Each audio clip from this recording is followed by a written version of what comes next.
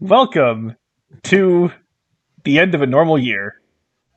In fact, actually, I Wow. want to mention that. So I remember specifically the end of our 2019 retrospective. We were talking about what we were thinking about potential stuff in 2020, and I remember specifically saying something like, I think 2020 is going to be a pretty standard year. So I Do think I not say doomed us anything all. at the end of this video, I doomed us please. all. It's all my fault. Do not say any Um, comment about 2021 because I don't think anyone needs that right now.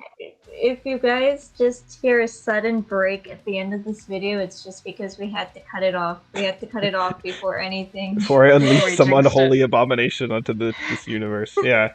But anyway, we are not going to really focus on that aspect of 2020. We're going to focus on our own personal other media stuff that we have happened to go through in 2020.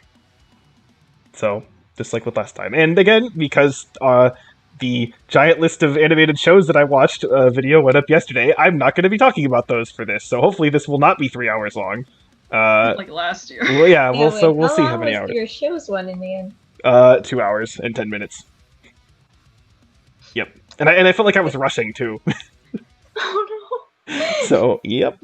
Um, we are going to just kind of go through various categorizations of media and just kind of go through what we got. So, I don't know. I guess we might as well go through the same order we did last year, which we started off with games that we have played. So, I have actually a decent list, but I guess so. I don't know. Either one of you want to start with stuff you've played? I guess I'll. Alright, so this year has been. There's only one. Okay, rather two games that I was looking forward to in the beginning of 2020, which was the Sword and Shield expansion pack and Mystery Dungeon. Those were the two games that I was concentrating on. I totally forgot Mystery Dungeon came out this year. Oh my god, I thought it came out last year. Holy shit. Oh, fuck. Oh my god. So, I got Mystery Dungeon, and I remember, I think I got it in the beginning, right before, like, lockdown and stuff like that. I was playing it and everything. I didn't actually get that far in it, mainly because there was a game that at first I paid no attention to. Me and Mayan, we both did not pay any attention to this game, but if you've been on any social media platform, you'll know that there's a certain Switch game that kind of dominated for a long while. And with the advent of lockdown and everything, it became like basically a godsend for us to be able to like meet up with our friends and have birthday parties and stuff like that. So for that, thank you, Animal Crossing. 2020 was the ideal year for Animal Crossing New Horizons to come out. I think they mentioned even that the sales for it were like much higher than expected because of 2022. Yeah, definitely. Yeah. I think it might be the best-selling Switch game.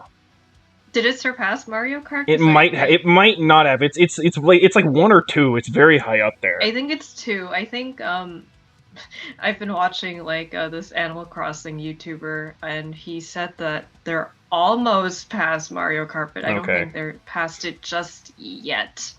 See, that already says a lot because And Animal the Mario Kart Crossing- came out like in 2017 too. So Yeah. Because I guess the thing is that this was the first Animal Crossing game that we both have ever played. Yep. Previously, I didn't really have much of an interest in it because it's a game with no plot. Essentially, you kind of just build up your own town or village. In this case, it's an island and everything. I don't think I really need to explain to you Animal Crossing Because most of you probably have played this version of Animal Either Crossing, have if not a played it- different one. either have played it or you've seen like the massive all the social media posts and everything on it. So it definitely I think kept my sanity for this year, and it's the main reason I did not get that far in Mystery Dungeon. yeah, I'm definitely one of those who just am like don't really see any reason I to don't play think it it's your myself. type of game. No. Anyway. So, and that's fine. That's just how that is. I do think it is really funny that, like, the same day that Animal Crossing was released, Doom Eternal was also released. Oh So, yeah, I saw the memes for that. there's a bunch of, like, fan art of, like, both of the, Doomslayer and Isabel, like, together or stuff. Yeah. So that was kind of cool. But, yeah, I don't know. I think neither of those games are kind of my thing. But, yeah, Nintendo definitely got super lucky with Animal Crossing and COVID. That was, like, pretty much perfect. So, Yeah. It was yeah. also the reason. COVID was also the reason that we got the Nintendo internet thing too. Oh yeah, the Switch Online. So the three of us are actually on the same one. Yes, Yeah. we're a family. We're a family along with two of our other friends. Yep. And, thank goodness, because otherwise I feel like it would be super depressing to play Animal Crossing by yourself with like no friends. Yeah, I think I'm pretty sure I wouldn't have gotten Animal Crossing if not for the fact that we had the Switch Online thing. Yeah. But yeah, so Animal Crossing was a big thing.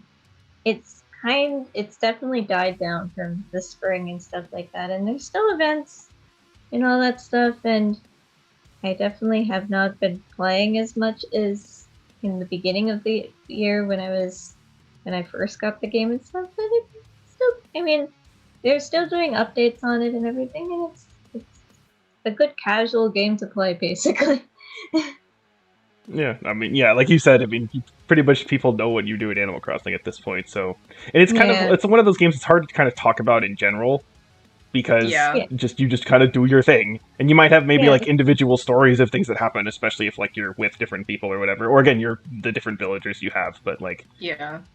I feel like you either talk about this game for, like, 5 minutes, or you talk about it for, like, 3 hours. Yeah, basically. I think I'm more of the former, where I'm like, it's Animal Crossing. It's cute. You build up your island. I'm very happy with my island, even though there's too many flowers, I think. But yeah, there we go. I'm redecorating my island, so... Oh yeah, that too. I'm also redecorating my... Okay, so maybe I'm not completely happy with my island, but we'll get there. Buyer's remorse. The joys of real estate. Yeah. Actually, if we're starting with Animal Crossing, I have a good segue. So, Animal Crossing is a game where I guess, like, someone would think it's surprising that I didn't try it before because I'm really into, like, farming simulators. And, if you're a Harvest Moon fan, you know that Story of Seasons, Friends of Mineral Town, the remake of Harvest Moon, Friends of Mineral Town, came out this year too. Oh, and yes. They kept gay marriage, so that's nice. I I have just a very particular story with this because so you can get different pets in this version of the Story of Seasons, and they have a penguin, but you can buy the penguin from Van on Wednesday the 15th, I think, only in the summer. So you start in spring, you start making good money in like end of spring, and the way you get Van is you have to give like an offering to the harvest goddess every day for like 30 days. So you know what I did. So there was this, I restarted my save file because I realized that I fucked up, where I was like, oh no, Van's not coming. I can't like get the penguin. So I restarted my file and I went and I like farmed so much money because I think the pets are like 30k and you make like almost nothing in the beginning of this game, especially if you don't have like very good tools and like you don't have enough stamina to like farm your crops. So I was in the mine. In the mine, there's like the time doesn't like pass, so I went to the mine.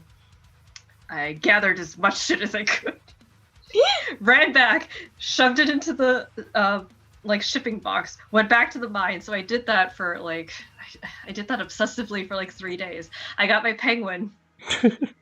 So basically, And, you forced yourself into slave labor to get a penguin. At least it was slavery for myself. Is that better? I mean, I guess so. I haven't gotten married yet. I can't get married. I need my penguin. I need my penguin first. But the thing is that I also wanted like another pet, but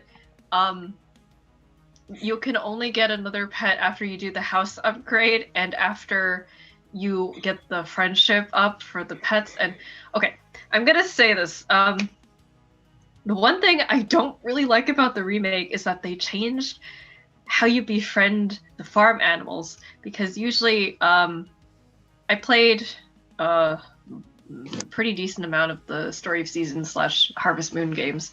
By the way, Story of Seasons is the original Harvest Moon, and the thing that's called Harvest Moon now is not exactly the same company. It's a whole thing. But basically, in the older games, animals had up to 10 hearts, and if you like maxed out their 10 hearts, they gave you like the best byproducts like golden eggs or S rank milk and things like that.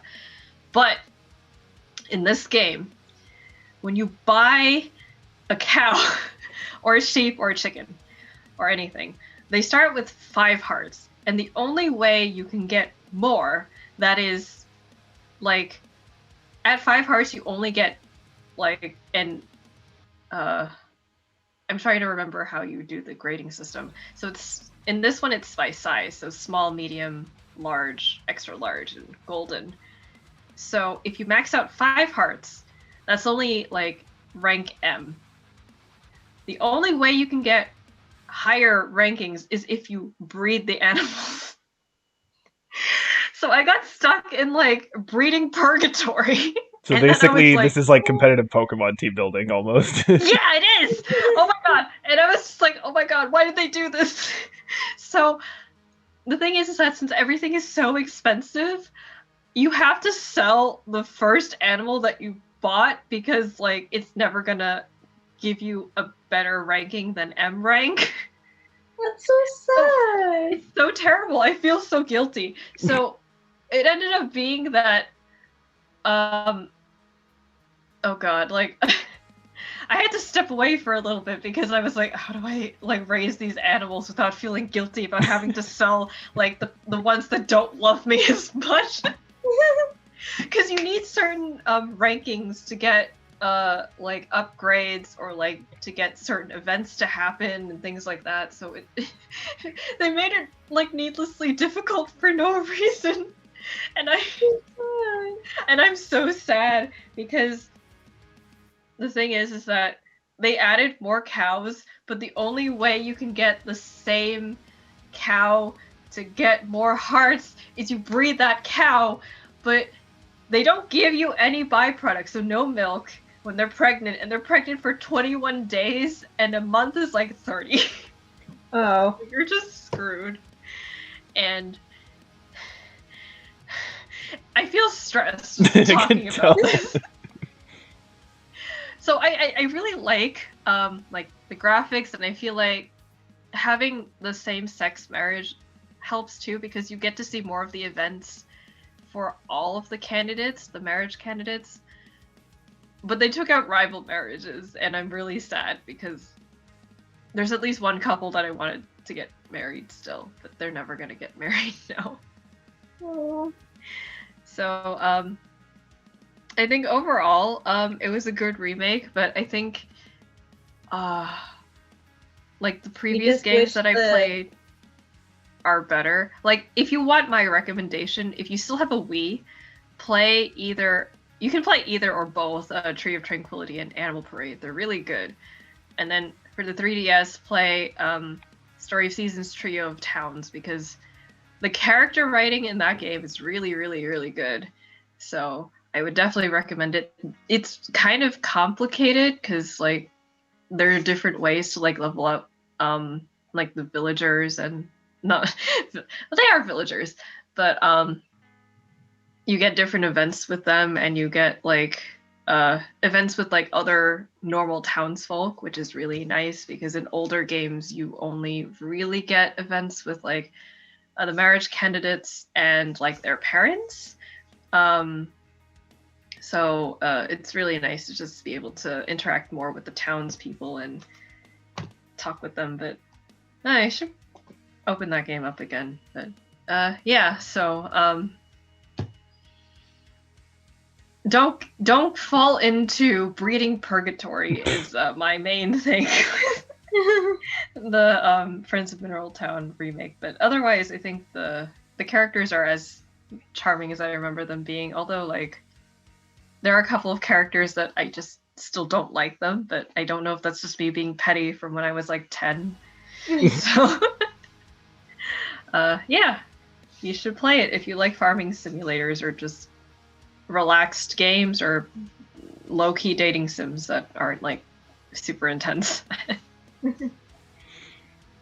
Well, in terms of remakes of stuff that we wanted to see, there was the remake of Xenoblade Chronicles that came out this year, and the original is one of my favorite games, and this basically fixes like the problems that it does have. The only real thing I can still say is a little bit of an issue is I do think the gem system is a little bit like unnecessarily complicated still. But like, the quests are much easier to handle in terms of that you can set quests to be active, and then it just like basically tells you where to go and what to do for that quest, or you could just wander around and do them normally, or anything like that. So that stuff is nicer. Some of the menuing is a little bit better. The graphic style, I actually like it. Some people don't like it because they're like, oh, it's more kind of anime-ish. But I'm like, yeah, but like, I don't know. I mean, the game is kind of anime anyway, so like, whatever. And it does make it sort of line up a bit better with Xenoblade 2. So I think that works. There really isn't anything I can think of that's like worse about it. And then of course there's like the extra stuff with the future connected stuff, which is interesting. It's not like I wouldn't buy the game purely for that, but I don't think that that's really like how I would think about it. Because again, I had like, I mean, there isn't like an actual percent completion, but like I had 100% ish the original game. Like there are a couple things I didn't do because I just really didn't want to, but like I'd basically done everything that I cared to do. So I still came, and when I came to play the remake for this, I was like, I wasn't even planning to like 100% like all the quests, but I ended up doing it anyway, just because I'm like, I mean, it's really easy to do it now. I mean, way easier than before. I literally had to have the wiki open the entire time in the original game to do it, and now you don't need to do that. So, yeah, there's just a lot of kind of small things that help, and the future connected stuff is good and interesting with the story and character interactions. Yeah, there's not really anything negative I can say about it. It's just the base game, but it's even better. So, there you go. I guess that actually is a good transition for me because now I can talk about the act.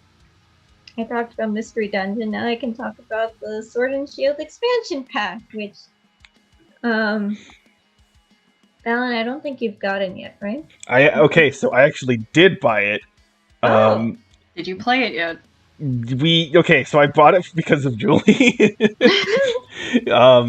But so she's been kind of going through it. I've been, observing. But in terms of so it's only been like a few times, but we've been doing stuff. But we've done most of the Isle of Armor. We got the Kung Fu, and so we're just like we just like trained it up and are about to do the tower stuff. So. Yeah, but it's kind of because like I knew at least most of the stuff for the Isle of Armor because I'd actually like watched a speedrun of it a while ago. But I don't know like anything about the Crown Tundra besides like the pre-release stuff that they already had said. So like I know a lot of the legendaries and stuff, and I know like there's like the new legendary Pokemon are there or whatever, and I know some like characters like at least that person is a thing, but I don't really know like what you actually do in it, and I don't know the actual like what the areas look like or anything like. Well, I obviously know like the general thing, but in terms of the actual exploration of it, I don't know.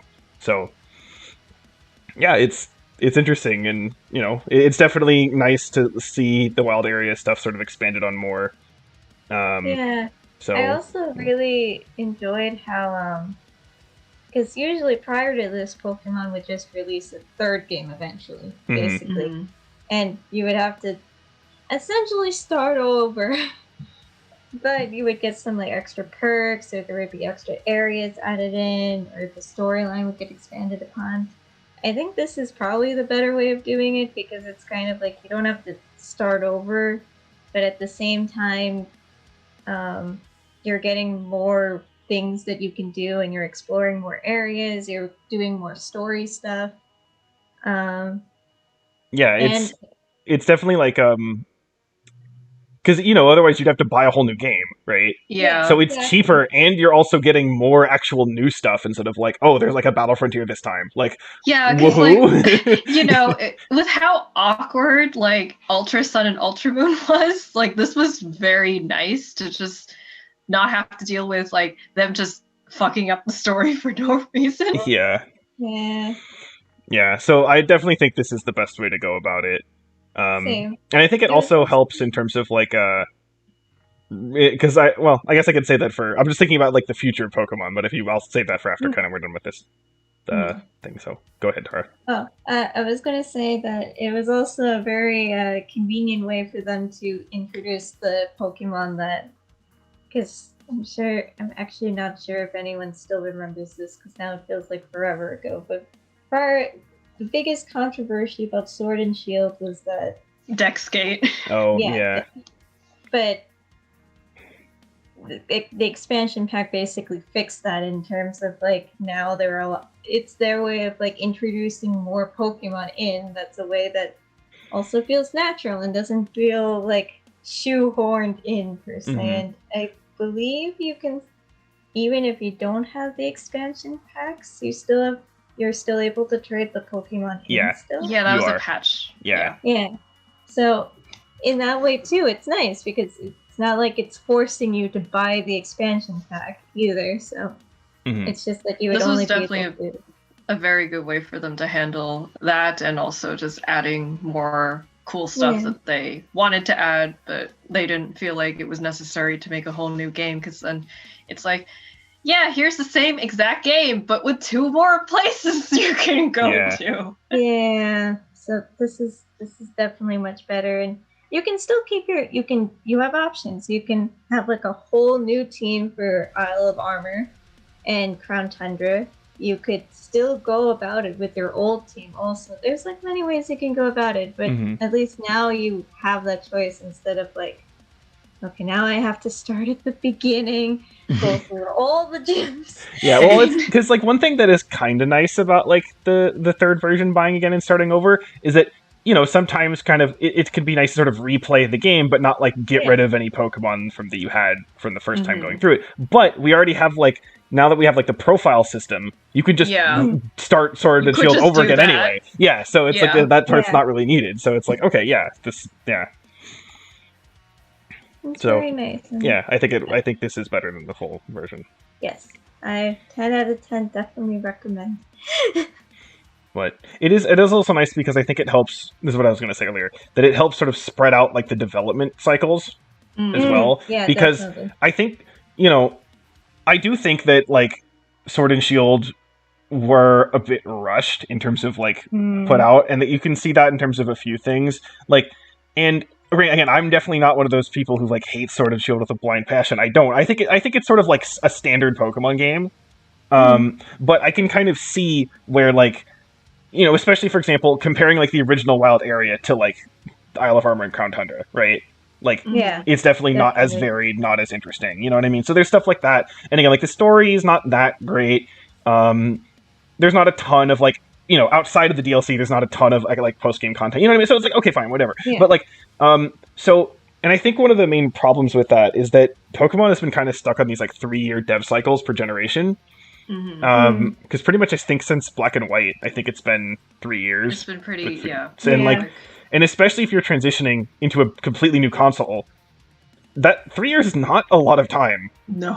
So, like, I guess the thing, I remember people were complaining back in 2018 when they announced like the Let's Go games instead of Sword and Shield, and people were like, "Where's Gen 8? Where's Gen 8?" And I'm like, you don't want Gen 8 if it's only been in the oven for 2 years? Are you kidding me? And then, of course, now everyone's complaining, like, oh my god, they rushed it. It's like, you wanted this in 2018, and they're complaining they rushed it in 2019.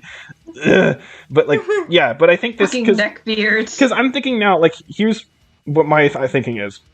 2019 was the base game. 2020 DLC. Mm. 2021 either Let's Go like Johto games or Sinnoh remakes. Yeah. 2022 is the other one of those. And then 2023 is Gen 9. So then you have 4 years for the cycle. I mean, more would be better, too. Right, so in 4 years helps, and also I think it will help that it will probably still be on the Switch.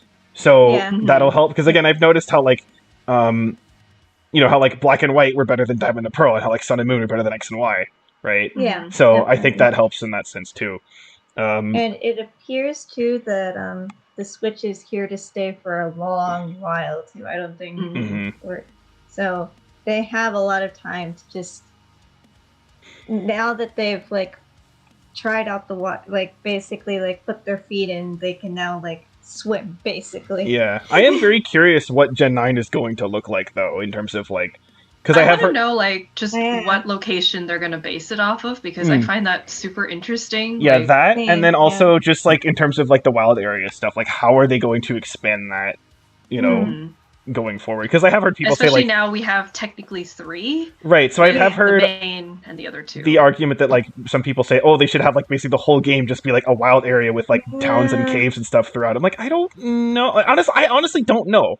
I don't know what I want. But if anything, that's kind of, like, the best situation to be in, I feel like. Because it's, like, I feel like multiple options could work. I just am curious to see which one they take. So, I don't know. If you forced me to, like, make a decision right now, I think I would prefer, like, multiple interconnected wild areas. Yeah. But I really don't know. Better. So, I'm also curious, are they going to, like, somehow, like, put, like, a wild area into Sinnoh, if they're doing, like, Sinnoh remakes? They could. I mean, there's the safari area that they could convert. Well, my I don't know if guess is right, but what I hope they would do if they're going to do that is they do that for Mount Coronet. That's what I hope. That would be good. Because then it would be very different from anything that we've had. That'd be really interesting. Because it'd be more like more of like an indoor wild area. It's a like, continuous cave. It's largely cave, but they could also go like on top of the mountain too. Maybe incorporate like the snowy routes north of it, so sort of into it as well. You know what I mean? So if it would be very different. I think that could be an interesting. That is way the of main combining showpiece of Sinnoh, so that would make sense. I always felt that Mount Coronet was kind of like a wasted sort of area because it's like, oh, it's this like big giant mountain like right in the middle and it has great story significance. What does it look like? Just any old random ass cave. It's like, oh, okay, whatever. Like I think they could have made it like way more interesting, and so maybe they can do that this time. Yeah, but I like that idea of like the interconnected wild areas because I feel like. One thing, I feel like roots are still important, but I guess the thing maybe is that you can have roots, but you can still, but like the areas around the roots are a little bit more, like you can explore more. Like, does that make sense? Yeah. So there's like a wider area around the roots, and you can like discover like hidden paths or like passages or caves and stuff like that. So I guess like a pseudo mini wild area on like a route. I think you're just like sort of wanting like an expanded route instead of just like here's like a road to follow. It's like a little bit more involved than just that. Kind of is what you're getting at, right? Yeah. Because I'm not of the mindset that we should have like a Breath of the Wild-esque thing because I think that'll be way too complicated for a Pokemon game.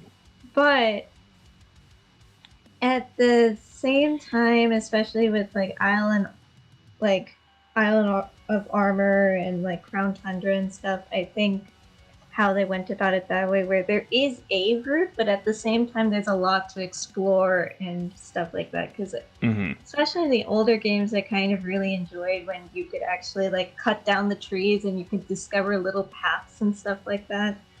Or you could move boulders, and sometimes you would want to go back to certain paths because you would be like, okay, now I know the cut skill and I can finally use it on this tree that was back. Yeah, it definitely helps for like expanding exploration. It's just the HM mechanic itself was annoying. So I'm just glad we don't have to deal with Flash at all anymore. Oh my forever. god! Yes. I'm so glad that they got rid of Flash. Well, that's the thing. Now I'm thinking like, wait, Sinnoh. Oh no, the fog. Yeah. Please, no fog. You're thinking about the fog. I'm also thinking about all the others. The weather things, like there's the snowstorm. Oh, the mud. that's the in the mud. yeah. I'm like, Like Sinnoh oh is god. just weather like nightmare town. Like Sinnoh has like fairly interesting like areas in terms of like design of them, especially for the time. But the problem was all of like the unique areas were like a pain to navigate because it like Yeah. slowed you It was down or whatever. such a So it's just pain. like yeah, visually it's kind of neat that we're in like a swamp for the first time and like a snowy mountain for the first time. But like walking through the areas sucked. So That could probably just lend itself well to like wild area fication. Definitely, yeah. Mhm. But I guess we'll see what they do with it because Mhm. yeah, there is a lot of stuff and they'll have to program it somehow because I wonder how they're going to make the swamp work. I mean there is like that little like kind of marshy area in Dial of Armor, but it's not Yeah, really to the there same is, degree yeah. though. But it's at least something to go off. I don't know. Yeah, I honestly I'm not like too excited for Sinnoh remakes because I just don't really care that much for Sinnoh anyway. I am. But yeah, you know that's just how I don't know. But I'm at least curious Yeah. how like the Wild Area Corporation could work. I'm curious because you know I have said before that like if they were to bring back megas, I would want them to do it in a remake because I think that makes the most sense for new megas. So I I'm think curious so to see if too. they're going to do that or if they're going to do like Sinnoh forms or something. I'm just I'm wondering how they're going if that's going to work. So I'm at least interested in that sense for it. But I don't know. I'm not as clamoring for it as I would be for like some other remakes maybe, but at least curious for it. So I it was my first game, so for me it's like I can't believe that it's gotten to the point where I'll actually see a remake of the very first Pokemon game I ever played. But that said though, if they need more, I would want them to take as much time with it as possible. I'm not if they don't have to rush it, they can take their time. If it doesn't come out that next year, I'm perfectly fine with that. That's okay. I'm almost thinking that they would do Let's Go Johto games first, just because again, Or like the something. first Let's Go games Yeah. were in 2018, so 2021 would be 3 years from that, and it's the same kind of style as those games, so they probably don't need to sort of the mechanics the engine's probably already set, probably a lot of the assets they can reuse, so it wouldn't be as much. So I think that's probably makes more sense, but I can see going either way. Yeah, I'm thinking it's either going to be that, or I was also thinking that there could be like remakes for the Mystery Dungeon Sky. Oh, the series, Explorers like, games. Yeah. Because that was like another one. It's probably not going to be like the main debut because 2021 is actually the 25th anniversary for Pokemon. So I feel like they're definitely going to be doing something big. It's just a matter of what that thing is going to be. Yeah, I'm not sure though, because again, since apparently the Mr. Two remakes came out this year, I'm like I don't think Explorers would come out literally 1 year later. But like definitely in that like graphical style though could work because the Super Mystery Dungeon remake or whatever it's called, it does look, the visual style is really great for those games. Yeah, For that game, it's really so nice. yeah. Oh yeah, the what's it called? The Snap is I think coming out next year. I'll be honest, I do not understand the excitement for Pokemon Snap. It never ever interested me, and I'm like, why would I want to play this? But it's one of those that everyone's like, oh my god, Pokemon Snap's the best thing ever, and I'm like, good for you, I guess. I don't care.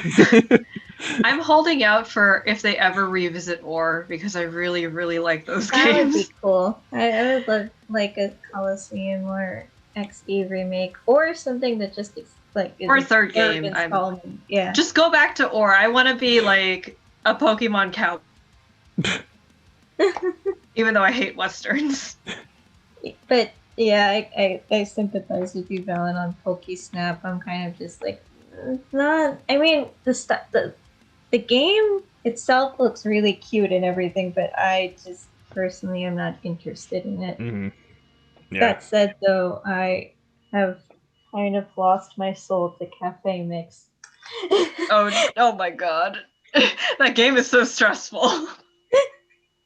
It's really cute, and and you're just like, oh, this is so adorable. You get to like do it. It's basically Tsum Tsum, but it doesn't have some of the really mean inconveniences of Tsum Tsum, where because for Tsum It's Tsum, not timed, which is it's not nice. timed, and it doesn't require you to basically spend your money in order to accomplish the game. It's perfectly viable for you to complete the puzzles without having to spend money, like actual real life money, as opposed to Tsum Tsum, where it at points it kind of seems like the game is kind of leading you to believe that you need to spend money in order to win. So in that way, it's nice. Nice. The puzzles can be fun, or they can completely demolish your hopes and dreams, and you never will get the event Pokemon because you only have 4 days left to complete it, and you're still 440 levels away from ever completing it. It's a good time sink if that's your jam, if you like puzzle games. It's both a time sink and a casual game at the same time, and it's Yeah. a very weird dichotomy. But it's a cute game. It's enjoyable. I'm sure there's ways you can play casually if you're not like trying to get all the event Pokemon. We're trying to get the event Pokemon, so I guess in that way we are making it stressful for ourselves. But regardless, The game's hard. Don't feel discouraged if like you get stuck, because it can get very difficult. it makes you think. I've battled like I defeated like one of the main bosses of Breath in the Wild, and I'm stuck in a cafe mix puzzle for the last 2 days. You beat Cynthia, but you can't get past this level because of the strawberries. Yeah, exactly. It's just like, what is my life?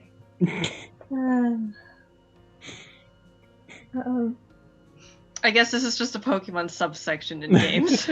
Yeah, this is the Pokemon subsection. I am thinking of replaying Platinum next year, but yeah, I guess that kind of wraps up our Pokemon subsection. Unless Valen, you got anything else to add? Not for Pokemon. There is one other Switch game that I played, though. Ooh, what is it? I was just bored, and actually, I think this was also at the beginning of like quarantine stuff. Shortly before I got the Xenoblade remake came out, I was just looking at the eShop, and I had some money, and I was like, "Oh yeah, here's a thing that I recognize that people say is good." So I bought it. So I bought Shantae and the Seven Sirens. And I knew it was like a 2D platformer, and that's, what people say what it is. But like, I don't know, like, I guess I expected the game to be like easy, and it's not really. I mean, it's not like hard, but it's at least harder than I thought it would be. Though granted, I think part of it just because I was an idiot and like I didn't figure out how to use magic until like the very end of the game. Because in the beginning of the game, what do? You press all the buttons to see what they do. So like I did that, and I'm like, okay, the A button apparently does nothing. Okay, then I find out, it does do stuff after you get the items for it way later. So it's like, well, okay, that would have been nice if it said that anywhere. But anyway, so anyway, but like for example, something that was kind of weird is like the hitbox for like your attack, like your main attack, is like weirdly small, like vertically. Oh. So like if you like, I kept like whenever I tried to like jump up and hit an enemy in the air and try to attack them, I'd always like hit like above or below them, and I'd like just miss, and it would be kind of like annoying in that sense. So there's a couple small things like that. I think what's like randomly, like I showed you like a screenshot of the map of the game, and it's like actually really large, and pretty confusing. But it does the areas kind of like they do open up to you over time. So as you go through it, it's not that bad. So like the power-ups and stuff are interesting, and like the music's pretty good. It's to me it's a good sort of 2D platformer, but it's not like a special 2D platformer to me. You know what I mean? Like it's good, and I'd say it was worth the time and stuff to go through it. But like for example, there's like achievements and stuff that you can get to like beat the entire game on like very hard mode in like 5 hours, and I'm like, yeah, I have no desire to do that. So I played it once, I may play it again in the future, but like it's good, but like that's kind of how I would stop it from there. So yeah, if you're curious at least for a 2D platformer that's not like $60, then might as well go for it. But I'm not gonna be one of those people who's like, oh my god, Shantae is amazing. I'm like, I wouldn't go that far, but it was good. So, any other Switch games to mention, or can I move on to my big video game purchase of the year? I'm trying to think. Other Switch games. Oh, I don't remember if I mentioned this in 2019, but we got a tiny bit farther in Assassin's Creed Odyssey. That said, we have not gotten Assassin's Creed Valhalla because we have not beaten Assassin's Creed Odyssey yet. You're not allowed to keep going. Because I feel like it's like you might as well just because I don't actually know what the overarching story is anymore in the Assassin's Creed games. I kind of lost track of it after the fourth game, or rather after the third game, actually. And then after that, I kind of just get immersed with the past things. So each installment is kind of its own thing and everything like that. So yeah, I mean, I still want to explore Greece, and it's still a visually like stunning game and things like that. I'm still enjoying it, even if we haven't gotten that much farther in it yet due to COVID and me and my brother, not due to the pandemic, he was stuck in like a completely different state for a while, and then he got back, and then school and everything. So yeah. Here's to hoping that you and your brother finish next year. Hopefully. And then I'll hopefully let you guys know next time about Assassin's Creed Valhalla, I guess. But I guess, Valen, that's a good segue for you because of the your purchase of the year. You bought a new console. Yes, I got a PS4. Because I was like, the PS5's about to come out. Time to get a PS4. Because I didn't have one. So, there'd been several games on the PS4 that had kind of been building up as like games that I'd wanted. So I finally was just like, you know what? Again, COVID's happening. Also, as the summer was approaching, like, I was thinking I wouldn't have very much to do. Turns out that was a lie. I ended up having to do a lot of stuff over the summer because I did actually move. I am in my own place now, so that's a whole giant thing that happened. But I still got to play at least most of my PS4 games. So there's that. So I guess I could go through these. I'm not going to spend a ton of time on them just to, have this go quickly. I'm also going to avoid like most spoiler stuff. But yes, the first one I played was Persona 5 Royal. And I had specifically come into this game like as blind as possible, basically, because I knew that like an element of it was sort of like building relationships with the characters and stuff. So like I didn't want to like have my kind of perceptions of that like already affected by like a playthrough or something. So I wanted to just come in completely blind, and for the most part, it's really good. It did take a while for me to kind of get the combat, and I honestly feel like the game is like harder than it should be, but whatever. I generally like games easier than probably most people do, but whatever. But like the characterization I think was mostly good. The story was at least mostly interesting through everything. The confidant stuff, like I do think it overall works pretty well. In terms of the concept of it, the main issue that I have with the game is sort of like how the game handles sort of completing it, or / just the ending in general, and not just in terms of like the story, but in terms of like how the gameplay combines with that. Because in terms of the gameplay itself, there's like basically there's a bunch of stuff that you have to do like one after the other, and it makes it feel kind of rushed in terms of the story. And also it sort of railroads you into doing a bunch of stuff, and like it's a lot of stuff, and also it's like, for example, there's one point where, let me see if I remember this correctly. So you have to go through one dungeon, like a palace, a long palace, fight a boss. Then you have to go through like a second sort of pseudo palace, and then fight another boss, and then fight another boss, and all of that is in a row. And what? First of all, I didn't know that, like, during that first palace, you could actually just, like, leave and, like, go get, like, items to heal and then come back. I didn't know that because the story is all, like, going about, like, how we need to do this right now. So it's like, okay. So there's that. But then also, in that second like pseudo palace, there's somebody there who will just heal you for free. And I did not know that because the game never actually tells you that unless you like, I guess, go talk to the person already. But I'm like, I don't know. So I was just like panicking, like I'm out of SP. I have like no items. I'm fucked. Like, what do I do? So I was like, yeah. So that was problematic, and I don't know. So there's some stuff with that was just kind of unnecessarily stressful for no reason. And yeah, I think the narrative is a bit like, again, it's a really good idea, I think, and especially in terms of how the game sort of ends itself, especially related to like the rest of the plot earlier. I think it's actually really interesting. I just think because it sort of railroads you through all that stuff right at the end, it feels a bit quick in terms of how it comes up. But then my biggest problem is, again, how it handles like completion with stuff, because like, you know, I wasn't like following a guide or anything in terms of the Confidant, so I knew I wasn't going to like max everyone out. But like, I don't even think I got half.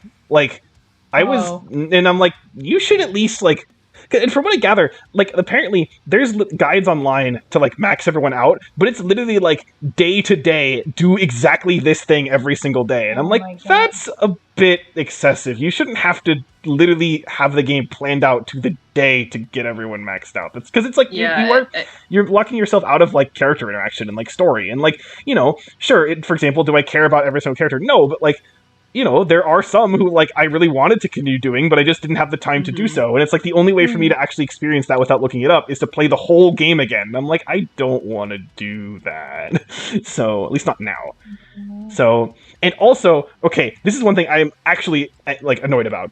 So, one of the things about Persona 5 Royal is that it has, like, an extra dungeon, an extra playable character and stuff that's, you know, separate from, like, the main game. I remember when you told me about that. Yes, so the thing is, the game never actually tells you, like, how to get that to happen. And the thing is, they lock it behind certain requirements. These requirements are never strictly told to you. Now, the thing is, they are things where, like, if you played the original non-Royal version, you would know, hey, this thing is new, therefore it's probably something I should look at. But I didn't know that, because I came into this blind. So I just didn't know that, like, this was a new Confidant, for example, only in the Royal version. I had no idea. So, like, I just played the game normally, and, like, you know, so I just, because I didn't come into the game, you know, knowing things, I did not unlock the new stuff. So I just did not get the new palettes, I did not get the new character, because I just didn't know about it. I mean, again, I knew they were things in the game, but I didn't know how to unlock it. I didn't know there was a thing. So, like, that sucks, because basically I just missed out on, like, a large percent of content of the game, and basically the reason to buy the Royal version instead of the original version, just because I just didn't spoil myself beforehand. Like, that's stupid. Yeah. That should not be a thing. And that doesn't make any sense. Like, I would imagine they would want to push you to try to get the new character because they used her to market Royal. Like, and like this was the whole point of getting Royal. Right, and so like her character was the one thing, but like also, for example, there's this other guy who like you have to like max out with her confidence stuff, and like his character's like fine. I don't think he's like a bad like annoying person or anything. And I was like, sure, I'd want to interact with him, but I was interacting with everyone else too, and like, you know, at one point, but they say like, oh, this guy's going away in like a month or something, and it's like, oh, okay, but I looked at him like, he was only like level 3 out of like 10 by that time, because I just had not been paying attention to him, and it's like, you know, I didn't really know also that you had to max this guy out to do the extra stuff, because he didn't seem, I had no idea, so it's just like, it's just really, they literally should have just said, from like, once that character's introduced, like, had like a message pop up, like some sort of tutorial message just saying like, max out this guy's stuff to do extra stuff later. Like, if it just said that, then it would be like, okay, fine. Like, you know, and like, you know, they say, oh, it breaks immersion. Like, well, the tutorial messages pop up all the damn time. So, like, they could have just, like, literally had, like, one thing show up to say that, but they didn't. So, or they could have, like, actively figured annoys out me. some in-game story thing, like, oh, maybe we should get really close to this guy before he leaves soon or something like but that. again, maybe like, something good will happen. Well, that's what I'm saying. Yeah. Literally just give me, like, a reason, because I'm like, okay, he's just a guy, and he's, you know, has some things, he's easily interesting, but, like, I don't have a specific drive to max him out over anyone else. Especially because, you know, I wanted to max out, like, the characters who were, like, in my party, who I spent a lot more time with, who I largely liked a good amount, except Yusuke. I don't like Yusuke, but, like, whatever. He's a creeper. Anyway, whatever. But...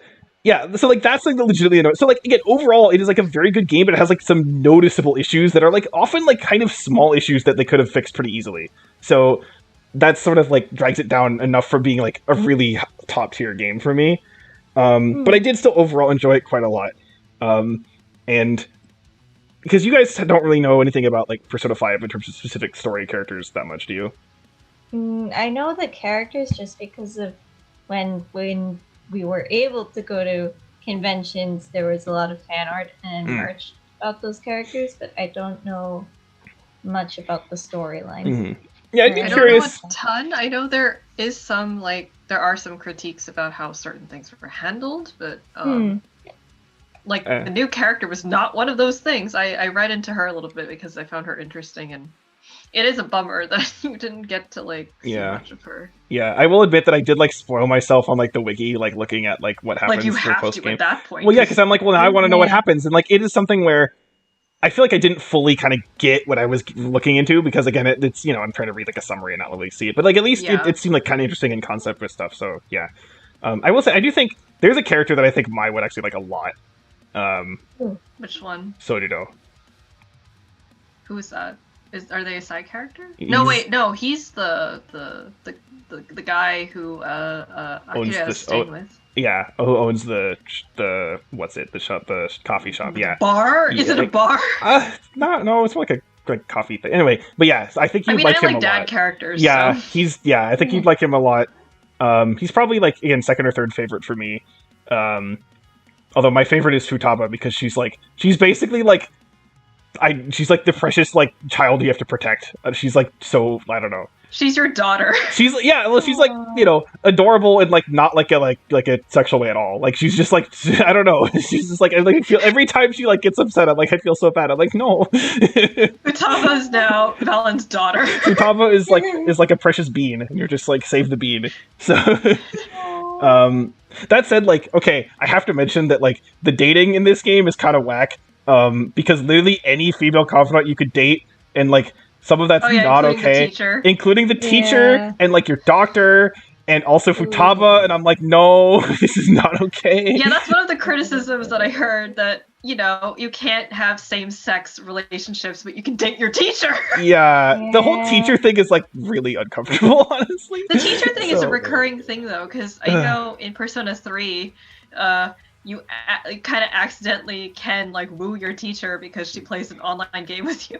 Well, no, it's well, I guess you don't know the actual character thing with the teacher. No, okay. No. It's more it's uncomfortable. So in Persona 4, you can woo a nurse, and I was oh my god. Yeah, there's this doctor character, and honestly, the doctor character is kind of fun because she's kind of sadistic in a way, where she's kind of got some her personality is fun, but literally it's I don't know. It's kind of funny because how the game presents it, because I did actually max her out, and that when basically you could choose to date her or whatever, literally one of the dialogue thing comes up where she's what you stared at me for, and one of the options is I love you, and I'm just I'm just thinking she'd be yeah, okay, get off the drugs, kid, or something, and I'm that'd be really funny, but that yeah. So I went for the character who made the most sense to me. Because honestly, I feel Makoto, right? Yeah, I feel there's only 3 or 4 characters who even make sense to go out with anyway. But yeah, so I went with Makoto because she's by far makes the most sense. But anyway, yeah. So overall, good game, enjoyable, but the few small things that really bother me. So yeah. Let's see other stuff. The Final Fantasy VII remake. I played that, and it's good. I mean, the main issue is one thing that pretty much everyone says, is that this is a very small part of the actual original Final Fantasy game, and it does kind of feel that way. I remember when I was going into a certain part of the game, I said that this either feels like the halfway point or the end, and it was the end. So it does feel a little short. It's still probably 30 hours or so, but for and that's if you do most things. So but for a Final Fantasy VII remake, you wouldn't think it would be 30 hours. You'd think it would be a lot longer than that. So it does feel a little short. That said, narratively, I do understand why they stopped it when they did, because apparently, right after this point is when in the original game, the world map opens up. So I kind of get it from that sense. But yeah, characters are good, story's good. The looks great. The combat, I never fully I never feel I fully got the combat. But it wasn't, it worked well enough for how it was, I thought. I do think it's going to kind of be kind of an issue in terms of like, wait, so how long is it going to take for the next part to come out, and like how many parts are there going to be for it to be done? Like, is this going to be a game that's going to take like 16 years to come out, and it's going to be like the PlayStation 7? Like, you know, Yeah, like our friend said this isn't even like a third of the way through. I've heard that it's like Yeah. 15%. So yeah, so I don't know. Actually, I wanted to ask about. Mhm. What did you think about like the extra areas, like for instance, like the train graveyard place? Well, And- because again, I don't know anything about the original Final Fantasy VII besides like some very basic shit that everyone knows, like you know that character dies. Yeah. But like, so I didn't know. So there was never a situation where I was like, oh, this is like a new area or something. I only found out later that like, yeah, the train thing was like new or whatever. And I mean, I don't know. I guess you could say that it felt like a little bit like padding, but because again, the game itself is like 30 hours, it doesn't, you know, I don't think it feels like unnecessary length for no reason to me. But because I'm coming at this from not knowing the original story, that's probably part of it. So, yeah. I don't know, but yeah, it's a good game. I definitely, you know, I'm curious to have it continue and to play more things. But the problem is, I'm just thinking like, well, great, now that I got the PS4 to play the first part, the next part's almost certainly going to be in the PS5, then I'm not going to be able to play it. So, you know, and that's probably going to take like 3 years or something to make, or at least. So, yeah, I mean, I don't know. Also, with what's going on and everything too, Yeah. it's probably going to take you a while. Yeah. So basically, both those games had probably Persona 5 and like Final Fantasy VII Remake. I'd probably rate them like high 8s, but for kind of different reasons. But you know, good. Few issues here and there to varying degrees, and you know, but yeah, good overall. And again, those are two games I knew basically nothing in going into them. But two other games that I did know, I've actually seen like playthroughs of these games in full.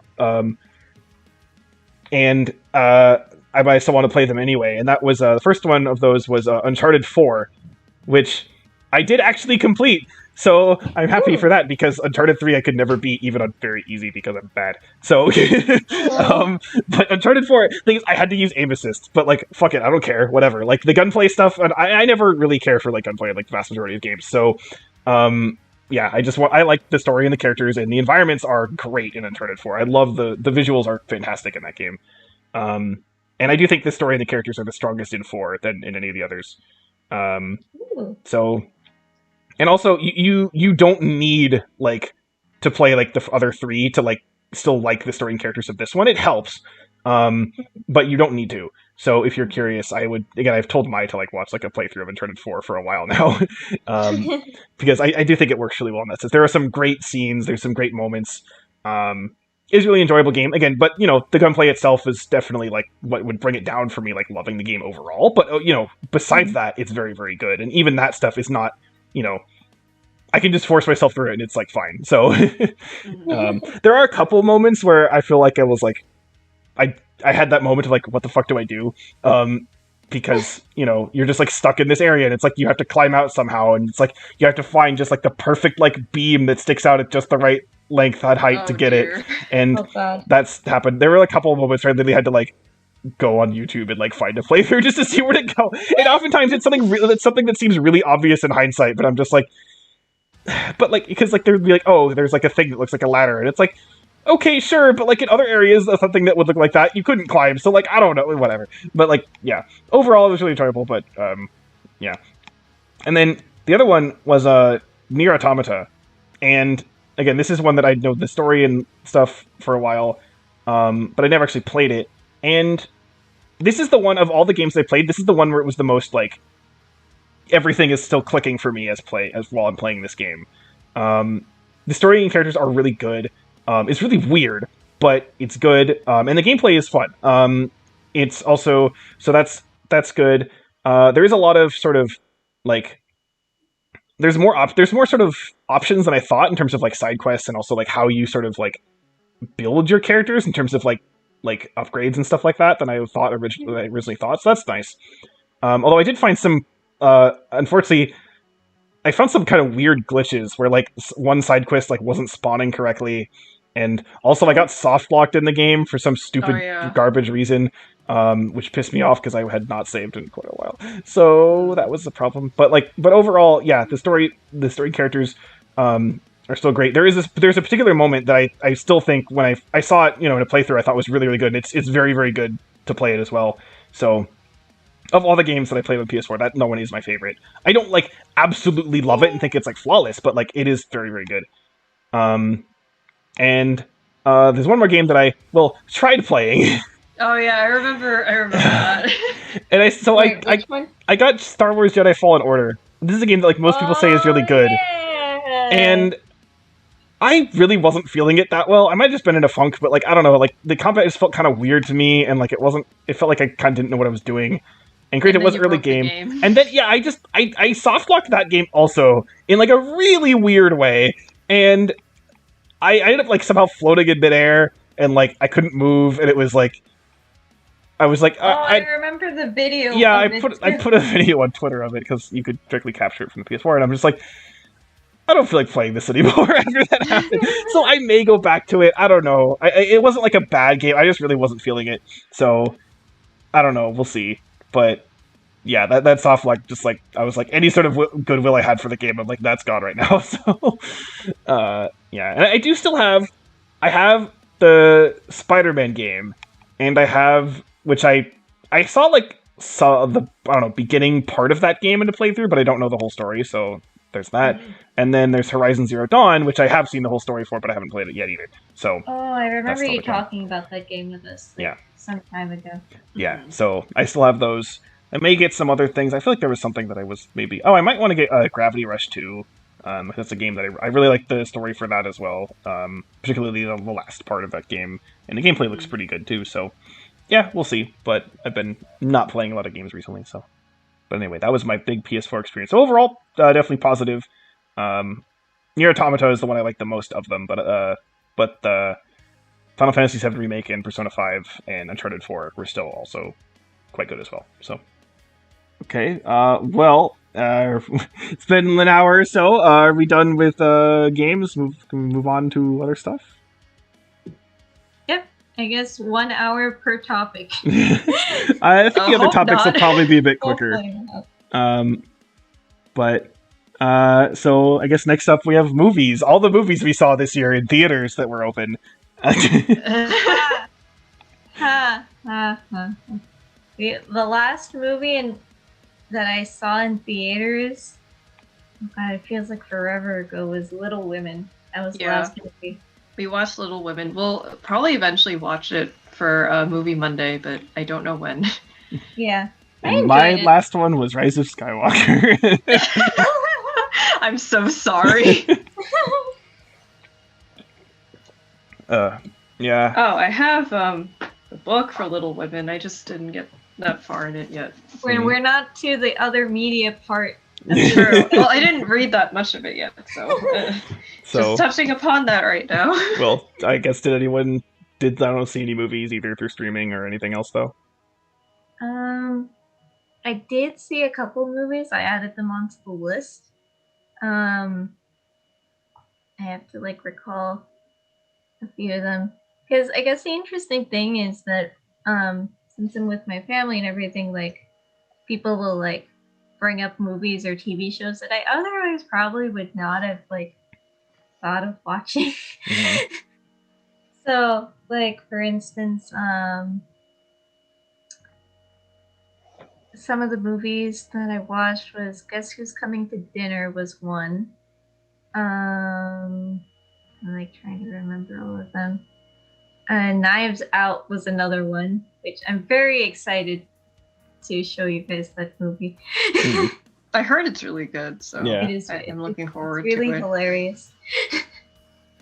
What else? I'm trying to think of all the movies.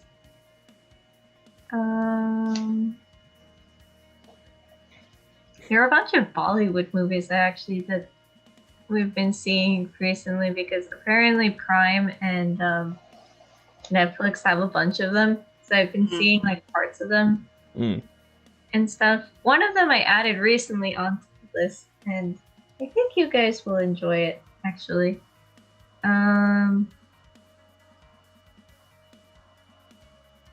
Okay. Yeah. Well, so this is gonna sound insane, but it'll make sense in a second. I saw 17 movies, but Huh?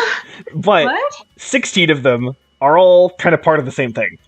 So, I Is mentioned, it the Marvel no. movies? So I mentioned before, I'd watched the DC animated shows, like, from the 90s and early 2000s. Now, Hmm. after Justice League Unlimited ended, I think in 2006, they started making sort of one-off DC animated films. And these are often Oh. like adaptations of different comic stories that were, here's like one film that's like, an hour and a half or 2 hours long, right? Of various things. However, and there's been like 40 of these or something. There's been a lot of them. I did Oh, not watch whoa. all of those. However, Mm. there were at least 16 of them that were specifically like part of the same continuity. Oh, And this is okay. known as the DC Animated Movie Universe, or DC AMU. And Hmm. so there's 16 films, and here I'll show you guys can see what they are here. Ooh. So these are the 16 films. So there's Justice League, The Flashpoint Paradox, Justice League War, Son of Batman, Justice League Throne of Atlantis, Batman vs. Robin, Batman Bad Blood, Justice League vs. Teen Titans, Justice League Dark, Teen Titans The Judas Contract, Suicide Squad Hell to Pay, The Death of Superman, Constantine City of Demons, Reign of the Supermen, Batman Hush, Wonder Woman Bloodlines, and Justice League Dark Apocalypse War. So each of these is probably on average they're like an hour and a half. So in total, this is like 24 hours of content basically. Mm-hmm. And these are like made for like kind of like older teens, I think. With that in mind, they're like, and some of these are like really pushing like, are you sure this isn't R like kind of rating? Like some Oh of the dear. like especially the Constantine movie is like, whoa, like that's basically like almost like an R. It's like as heavy. I don't even know if it's what rating it actually has because these are like DVD specials or whatever. So I don't know how they're rated exactly. But the Constantine movie is actually one of those where it's like I consider it basically like a Halloween movie in terms of like it's not like a horror movie in terms of like it's not like that's not the type of movie it is, but that's very much the imagery and like what's going on.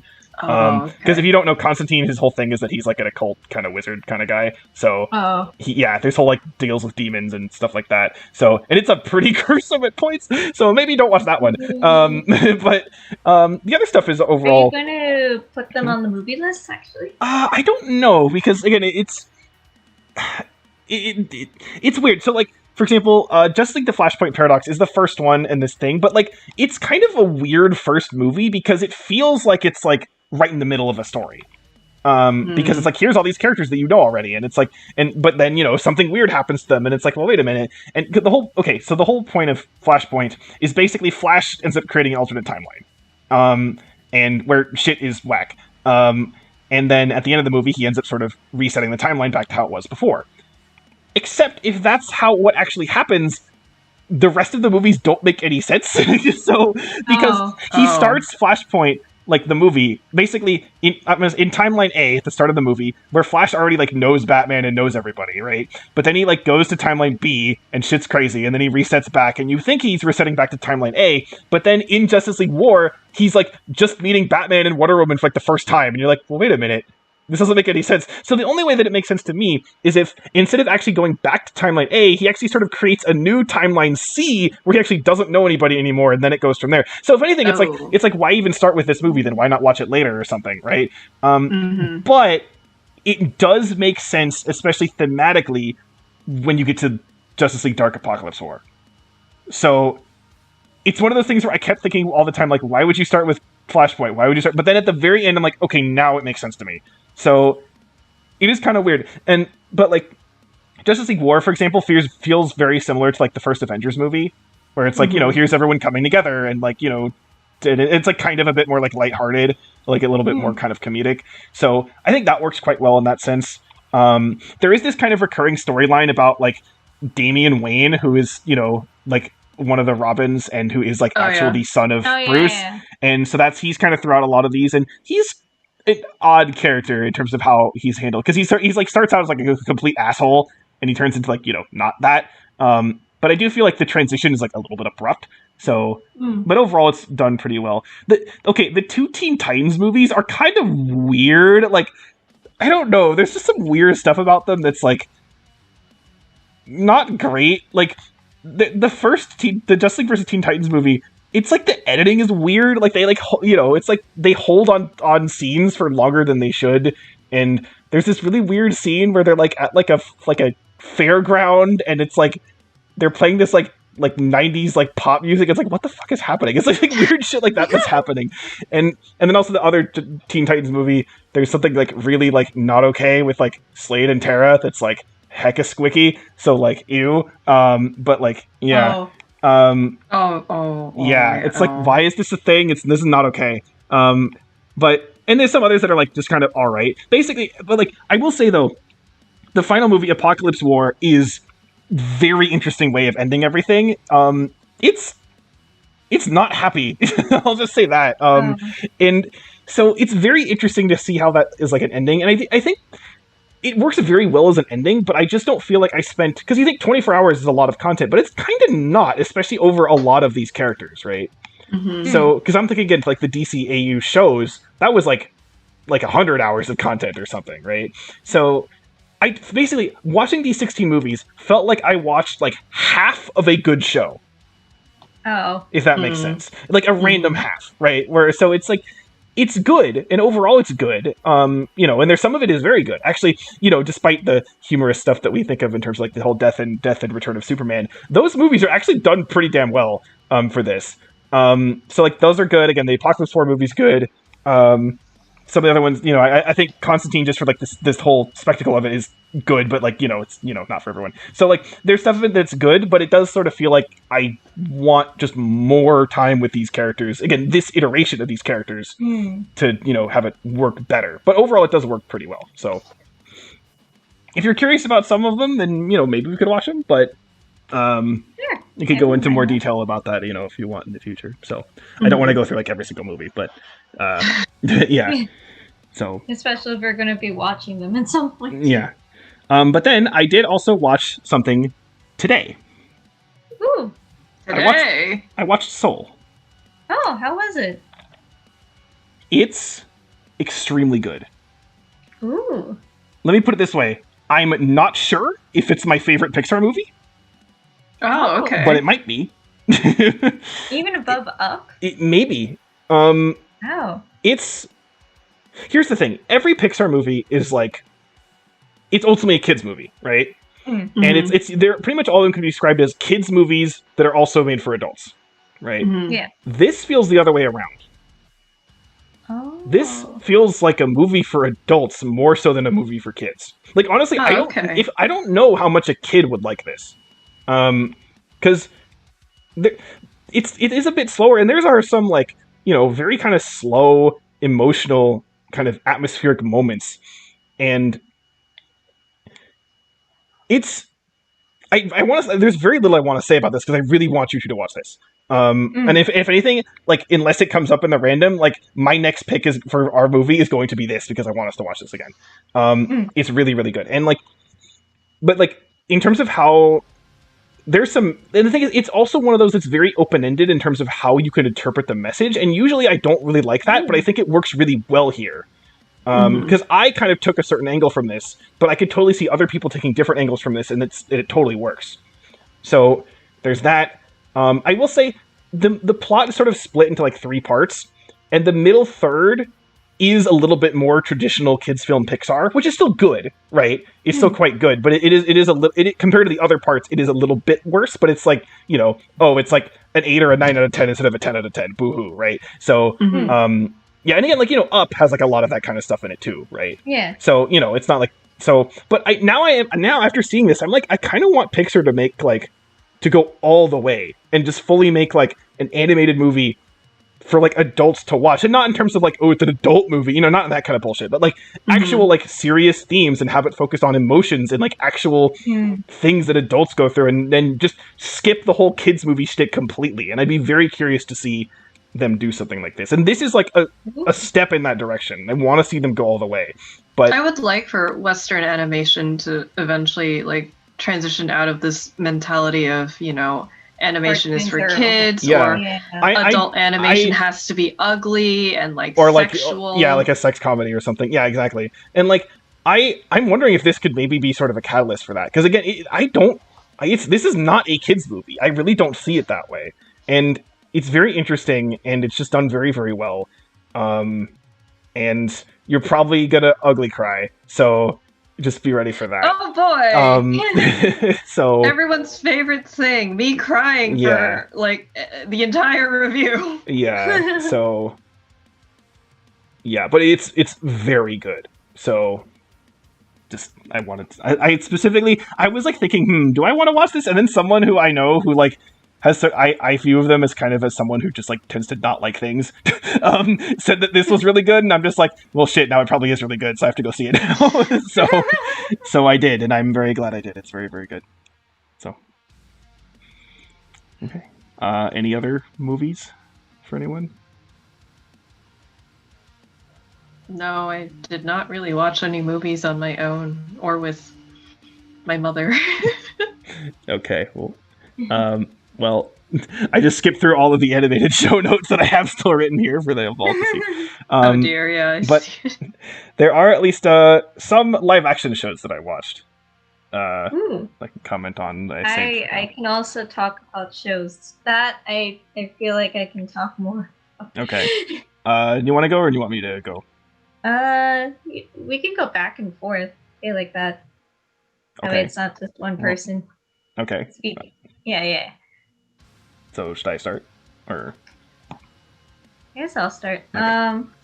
So I think I've learned what my family's genre of shows is over the last year, which is we seem to, for whatever reason, really enjoy like historical shows.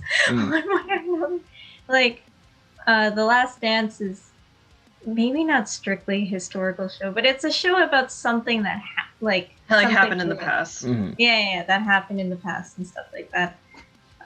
The Crown is another show where I had not previously seen any of the other Crown seasons, but I guess the thing with it is basically it's a show about like the current queen and her reign over from like start to finish, basically. The season that just came out, it's not the last season, but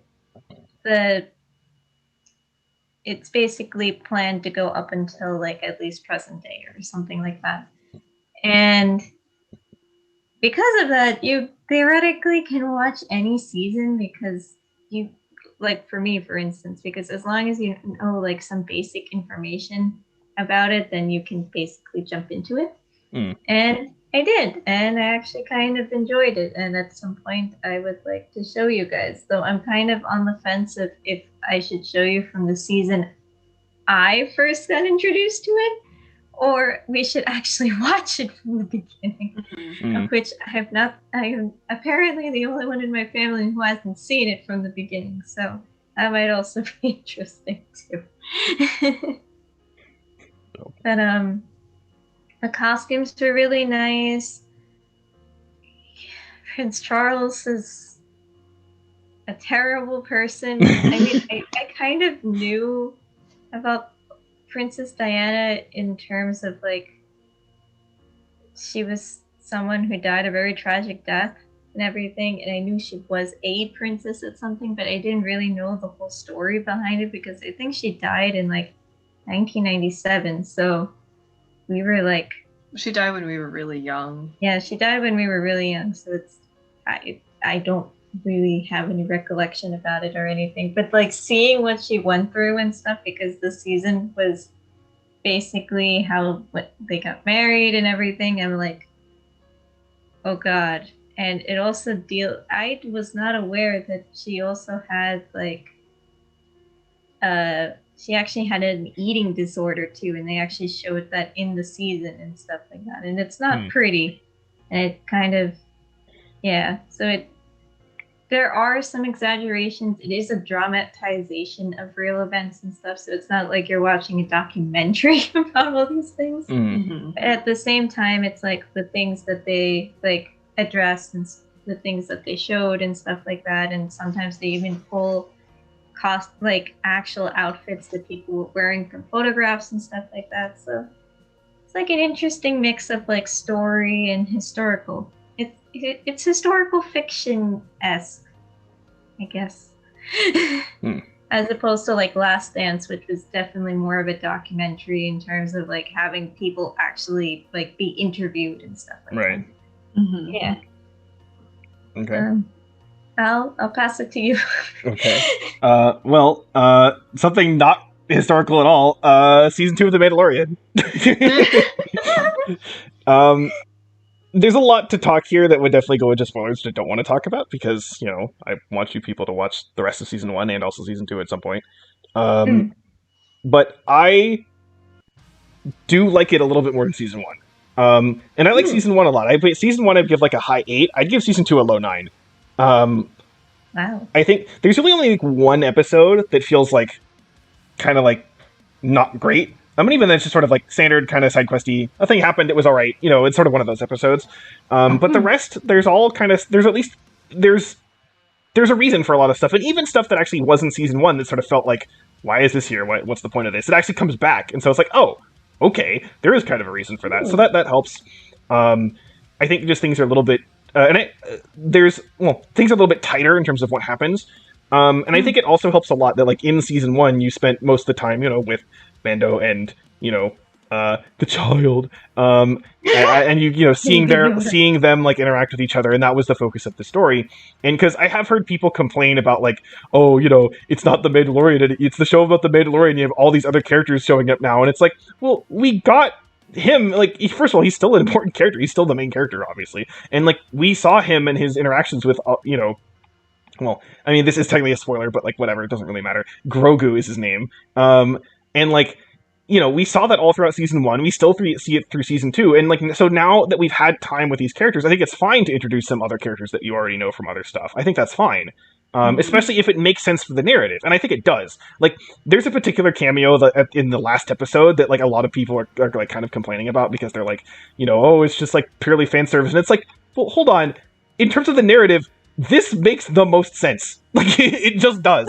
You know, it's not just like, you know, and here's fucking, I don't know, Darth Maul out of nowhere. It's like, no, like, it makes sense that this character shows up because of what's going on. And so, you know, that's completely reasonable. And also, just based on the narrative, you know, it doesn't seem like that character is going to, like, really be staying in the show going forward and that, like, they're going to take over. That doesn't seem like that's going to happen. So, you know, and like, for example, you know, you know that like Ahsoka is in season 2, and she's in one episode, and then that's it, and like that's fine, especially because it progresses their narrative of the actual show, and now we have announced that there's going to be an Ahsoka show, so she could be doing her own thing while it's not part of the Mandalorian, and that's fine. So you can focus Mandalorian on the Mandalorian. So it makes sense. I don't have an issue with like the cameos and stuff, how they were handled in this way. Could they have been bad? Sure. And like, for example, there is like one character in particular who is probably going to be staying around, who is, again, like a cameo from older stuff. But first of all, it's not that well known of a cameo, especially for people who don't watch the animated stuff.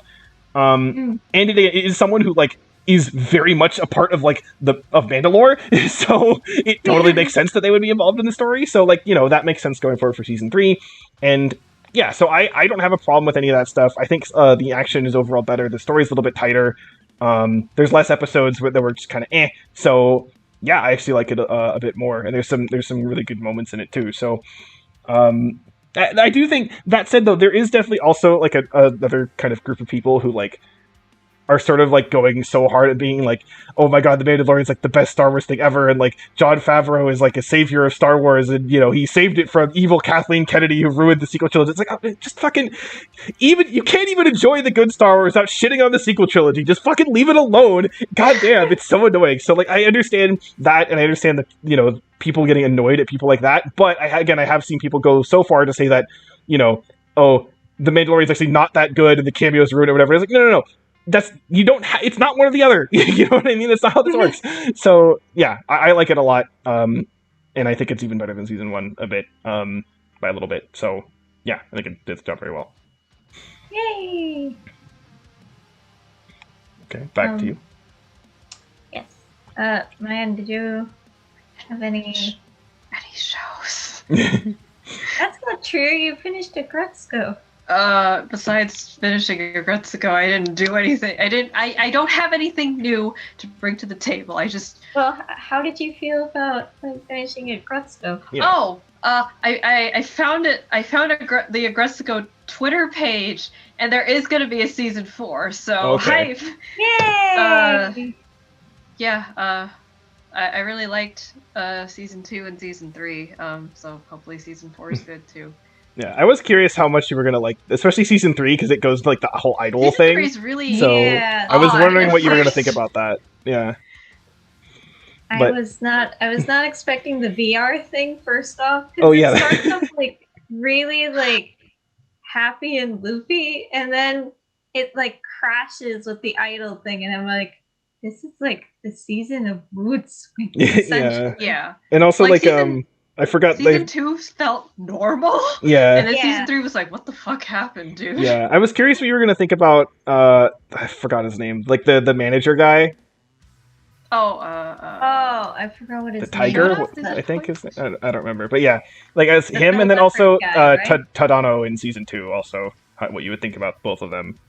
I like how Tadano matures into season Yeah. 3. Mm. I like his growth. I think Tadano is a very interesting character, at least in season 2. I didn't really see them as like a As a couple. couple per se. I saw them more as like really like best friends and stuff like that, because I think they both pushed each other in certain ways and stuff like that, where Retsuko was able to push him in a way of like seeing that you can't really force everyone to like accept your view on society, basically, and stuff like that, and that it's a good thing that Tadano's doing, but he also has to do it in a way that also respects people, I think. Mhm. And similarly, he also pushed Retsuko to also realize that, hey, maybe she could very reasonably take an easy way out of everything, but in doing so, she basically cut everyone out of her life, essentially, too. Mhm. So I found that very interesting on both their parts, and even though I didn't really see them as a couple when the last episode, like where it ends off and everything like that, it was kind of a bit sad to see them both separate and stuff like Like that. the end of episode 9 and the beginning of episode 10 of season 2 is just rock bottom. You just feel Yeah. terrible for everyone. Yeah. So it was hilarious when like how they showed The montage. Yeah, the montage scene was hilarious. I was at the same time laughing and like feeling so terrible for everyone. And then season 3, I was kind of like with the VR thing and the boyfriend and everything. That was, It was- very. I thought they did the unicorn thing because Tadano was a donkey and Mhm. Oh, Unicorn is I didn't even think a of that. horse with a horn, Yeah. and I was like, is she just rebounding from Yeah. Tadano? Yeah, She kind of was. yeah, Yeah, she was. and then oh, go ahead. Oh no, you go ahead. Well, I was gonna bring up the end of season 3. Oh, I was gonna say how she was rebounding in a way that maybe at least didn't hurt a real person's feelings, but it did very severely affect her bank account. Yeah. I think it also seemed to affect her self-esteem too. Yeah. Yeah. Sad. Yeah, especially when she ends up like meeting the manager guy and everything too. That was really scary. Yeah. hmm Oh my god. Uh, I thought they were gonna go a Yakuza route. Yeah. I did too, actually. Yeah, that's yeah. I was so scared because the way he carried himself, I was like, oh my god. Is this a Yakuza thing? Because that Yeah. is something that happens in Yeah. and like real Japan.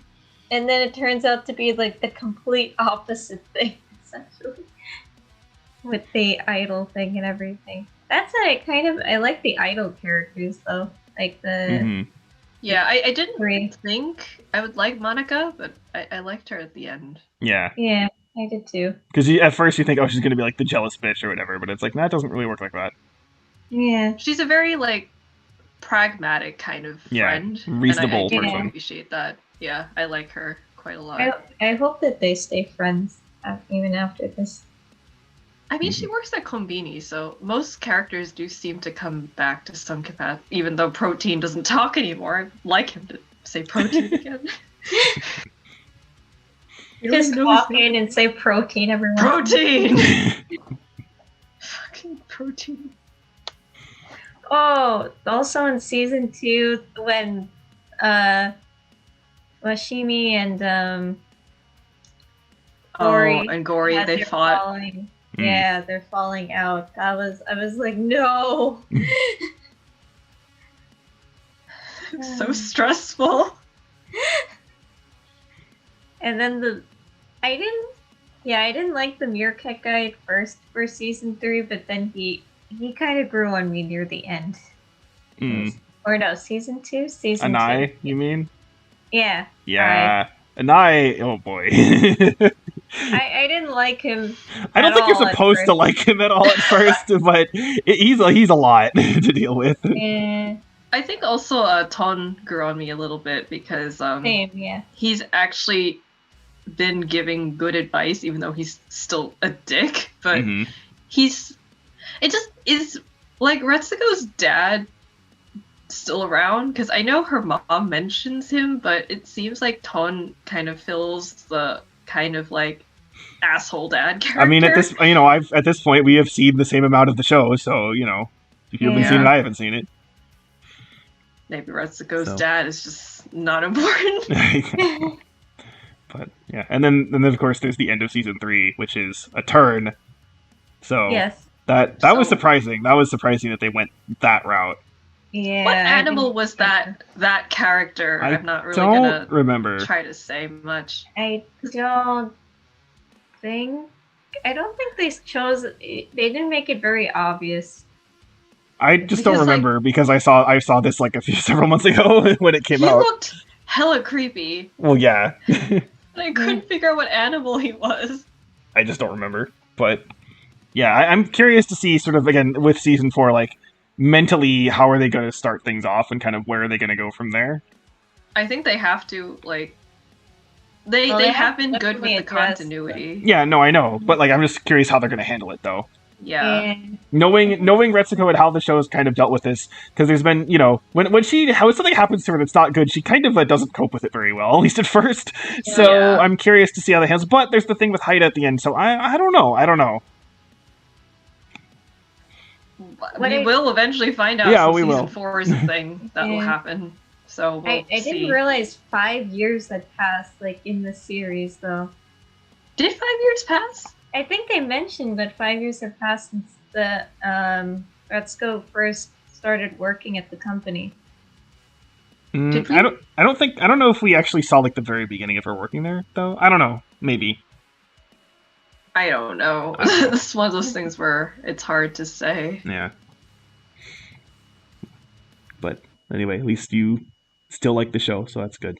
Yes, definitely. And looking forward to season 4. Whenever it is. 2021 or? They didn't say when. They just said that we're gonna get a season 4. But I think I did. I think because we were talking about this earlier, and I looked it up and I noticed that there was 16 months between every season or something. So maybe they just got greenlit, so they have to write and animate everything. Yeah, so in that case, it would be either the very end of 2021 or the beginning of 2022. 2022. So. Yeah, that's fine. All right, so like a year from now. Mm-hmm. It's bad to rush things. Yes. Go back to our Pokemon discussion. If you forgot by chance. Yeah. I guess this is the Retsuko section. Okay. I guess another show that I'm still in the process of watching with my family is Victoria, which... Oh, my mom watched that. Oh, really? Yeah. I don't know. I mean, obviously I know what it's roughly about, but yeah. The only thing I know about that is that the person who plays Queen Victoria is the person who voices Melia in Xenoblade. Oh. Oh yeah, I remember you mentioned that. Mm-hmm. Because I remember my mom was watching it when I was still living over there, and I was listening. I was doing something on the computer, and I was like, "That voice sounds familiar." And I was like, "Wait a minute." So yeah.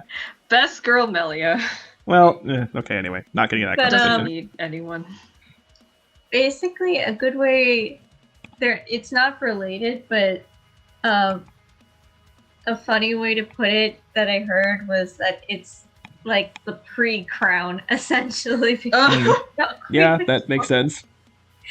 the pre-crown. It's like it's not made by the same company. I don't think it's not directed, because I think Victoria is by PBS, actually. Interestingly enough. Yeah, I think so. Oh, okay. Yeah. So it's good. It's going well. There is a really, really sad moment that like hit all of us in our hearts, mainly because it hit a little too close to home in terms of like basically, actually I don't want to say what happened. Okay. But there is a very sad moment that happened. I'm enjoying it so far, still watching it, so I can't really say my overall opinion, but You definitely want to mean, keep going at least. yeah, definitely want to keep going and stuff like that. Yeah, Okay. maybe we'll watch Pre-Crown too. Pre-crown. It is indeed by PBS. I looked that up and I was like, wow, that's very interesting. Yeah, I wasn't expecting it because like last time I remember watching like TV shows by PBS was like, I think there's like Liberty Kids, Dragon Tales, Arthur. Yeah, same. I was a small child. Yeah, Last time I watched PBS. they have like, you know, not just kiddie stuff too. Yeah. I know, PBS but Kids. like I know there's like PBS Eons like on YouTube and stuff like that, but it didn't like occur to me that there were like other things. And oh god, what was that other one called? The one with the like 3 kids and Oh. like they go through like other dimensions What? and all that stuff. Time Warp Trio? Yeah, Time Warp Trio. That I was have what it was no called. idea what that is. I Okay. watched a bunch of weird ass shows too from Well, I my watched childhood. it apparently.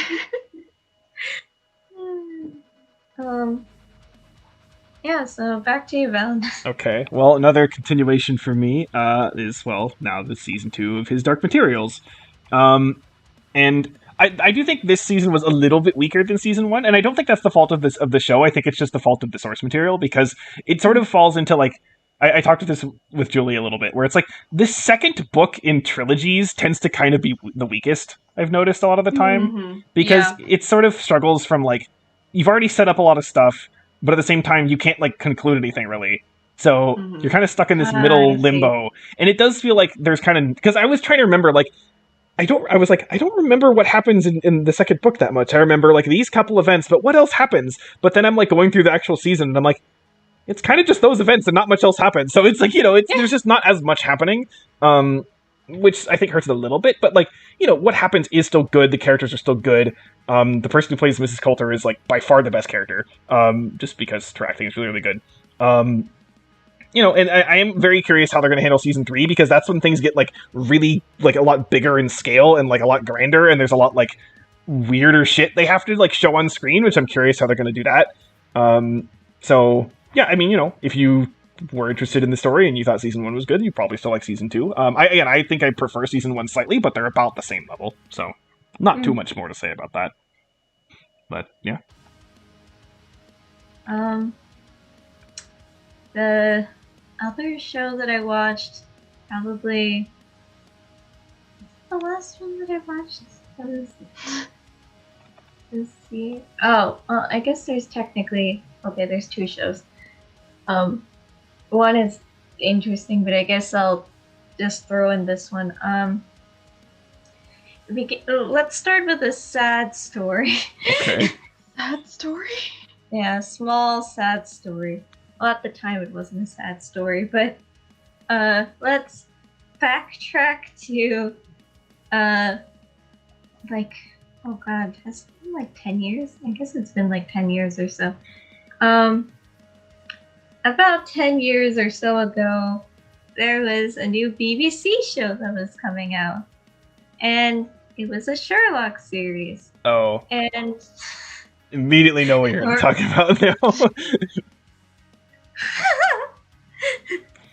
now you guys see where I'm going with Yep. this. Yes. So at the time, me and my family watched it together. Like I don't think I think I watched up to like season 2 or something at the time and stuff. I didn't finish it. I knew there was a fandom for it, but I didn't get super invested into it. Like I enjoyed watching it like well enough, and it's like it was something that I was like, oh yeah, it was a TV show that I watched with my family and stuff like that. But I didn't. There was like nothing else that I really like could say about it. Also because it's been like a long time, and I kind of like forgot about it after a while too. And then recently, it kind of occurred to me after watching like a bunch of videos. Like I think Sarah Zed did a video. I think someone else did a video H about Bomber it. Guy? Yeah, H Bomber Guy did a video, and talking about Sherlock and talking about some of the problems that happened with Sherlock in terms of what the creators did to the fans and all that stuff and everything, and it kind of left it somewhat like I didn't remember that much of the series to begin with because it's now been like many years, but it kind of made me feel really sad. Like maybe sad is not even disappointed, I guess, and stuff. So fast forward to a couple months ago, and Sherlock is now on Netflix, and my family was like, "Oh, we should rewatch this again," and it was just very hard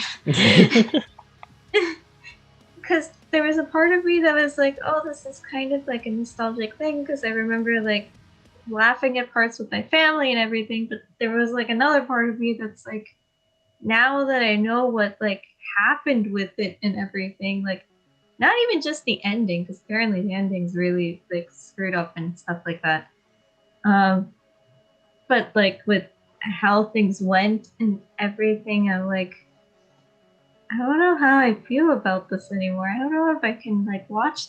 So I didn't watch the entire thing and stuff like that. I did like watch, I think, 1 or 2 full episodes all the way through, but it's just one of those things, I guess, where it now that I know everything that happened with it, now I'm kind of like, I don't know if I can actually like watch it even for like nostalgia's sake. And I guess thankfully it wasn't one of my like all-time favorite shows, otherwise this would have hit even harder, presumably. It is a really terrible thing, like what the creators did to bait fans. Yeah. It's kind of like how, for years I was kind of like, maybe I should watch Game of Thrones. Maybe I should watch Game of Thrones. And then Game of Thrones ended and I'm like, I guess I don't need to watch Game of Thrones. So, yeah. It's a good thing you didn't watch it. I know. Yeah, especially, I just always think back to when Twitter would explode every Monday after Game of Thrones and everyone was screaming. Oh my god. Yeah. Same thing happened with Supernatural. Oh my god, yeah. That whole on Alexa night, no less. Well, are we back to me? Yep. Back okay. To you. I'm going to quickly knock out 2, actually, here, because they're related. Ooh. So, if you remember last year, I watched season 1 of Daredevil, and I had said back then that I wanted to watch the seasons, like, of all the Netflix Marvel shows in order of their release. So, so I watched the next 2. Not for any particular reason, I just watched those 2, and that's what I felt like doing. So, I watched Jessica Jones season 1 and Daredevil season 2. And they're not as good as Daredevil season 1, but they are still pretty good. Like, Daredevil season 1, I'd say, was like a solid 9. Both of these, I'd say, were 8s, though I'd say Jessica Jones season 1 is a very high 8, but Daredevil season 2 is a low 8. Jessica Jones, okay, so I'm curious how you two would actually watch this, because there's sort of the element of it where, basically, the villain of the show is this guy who basically can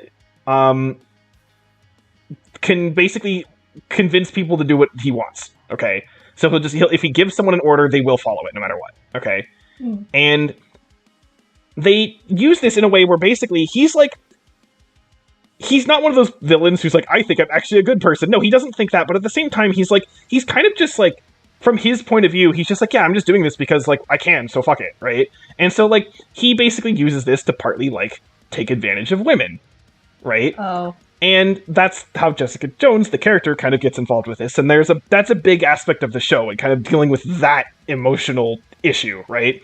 And it is done very well. And I think his characterization is actually done really well, too, because, again, he's not a good person, and they don't pretend he's a good person, but he's not, like, I'm viciously on purpose evil. You know what I mean? It's like, it's an interesting sort of way how that's handled. Because it's like, he kind of like doesn't really like get how fucked up it is that what he's doing. I don't know. It's very interesting. Cut off his head. It's very interesting how it's handled. And also, that said though, it is David Tennant who's playing him, and it's kind of confusing because, like, I know this is probably different for every person, but like, when I hear David Tennant's voice, I hear Scrooge McDuck from the new DuckTales. So it's just like really confusing. Like, I'm like, this is kind of hard to take seriously at points, but like, okay. But yeah, it is done quite pretty well. Luke Cage actually is introduced in this, so see him around a little bit. He's decent. Again, most of the stuff is pretty good. I just don't think it's quite as compelling as Daredevil Season 1, but it is still pretty damn good.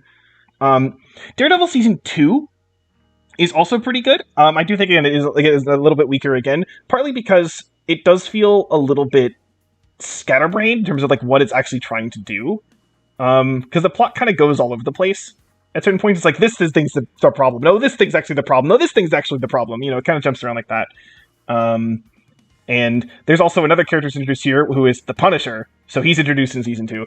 And his stuff is decently interesting, but again, it's like, there's that aspect of the show, then there's this other aspect that is like completely separate from him, and this other thing that's also separate. So there's a lot of stuff going on, and they don't really connect super well.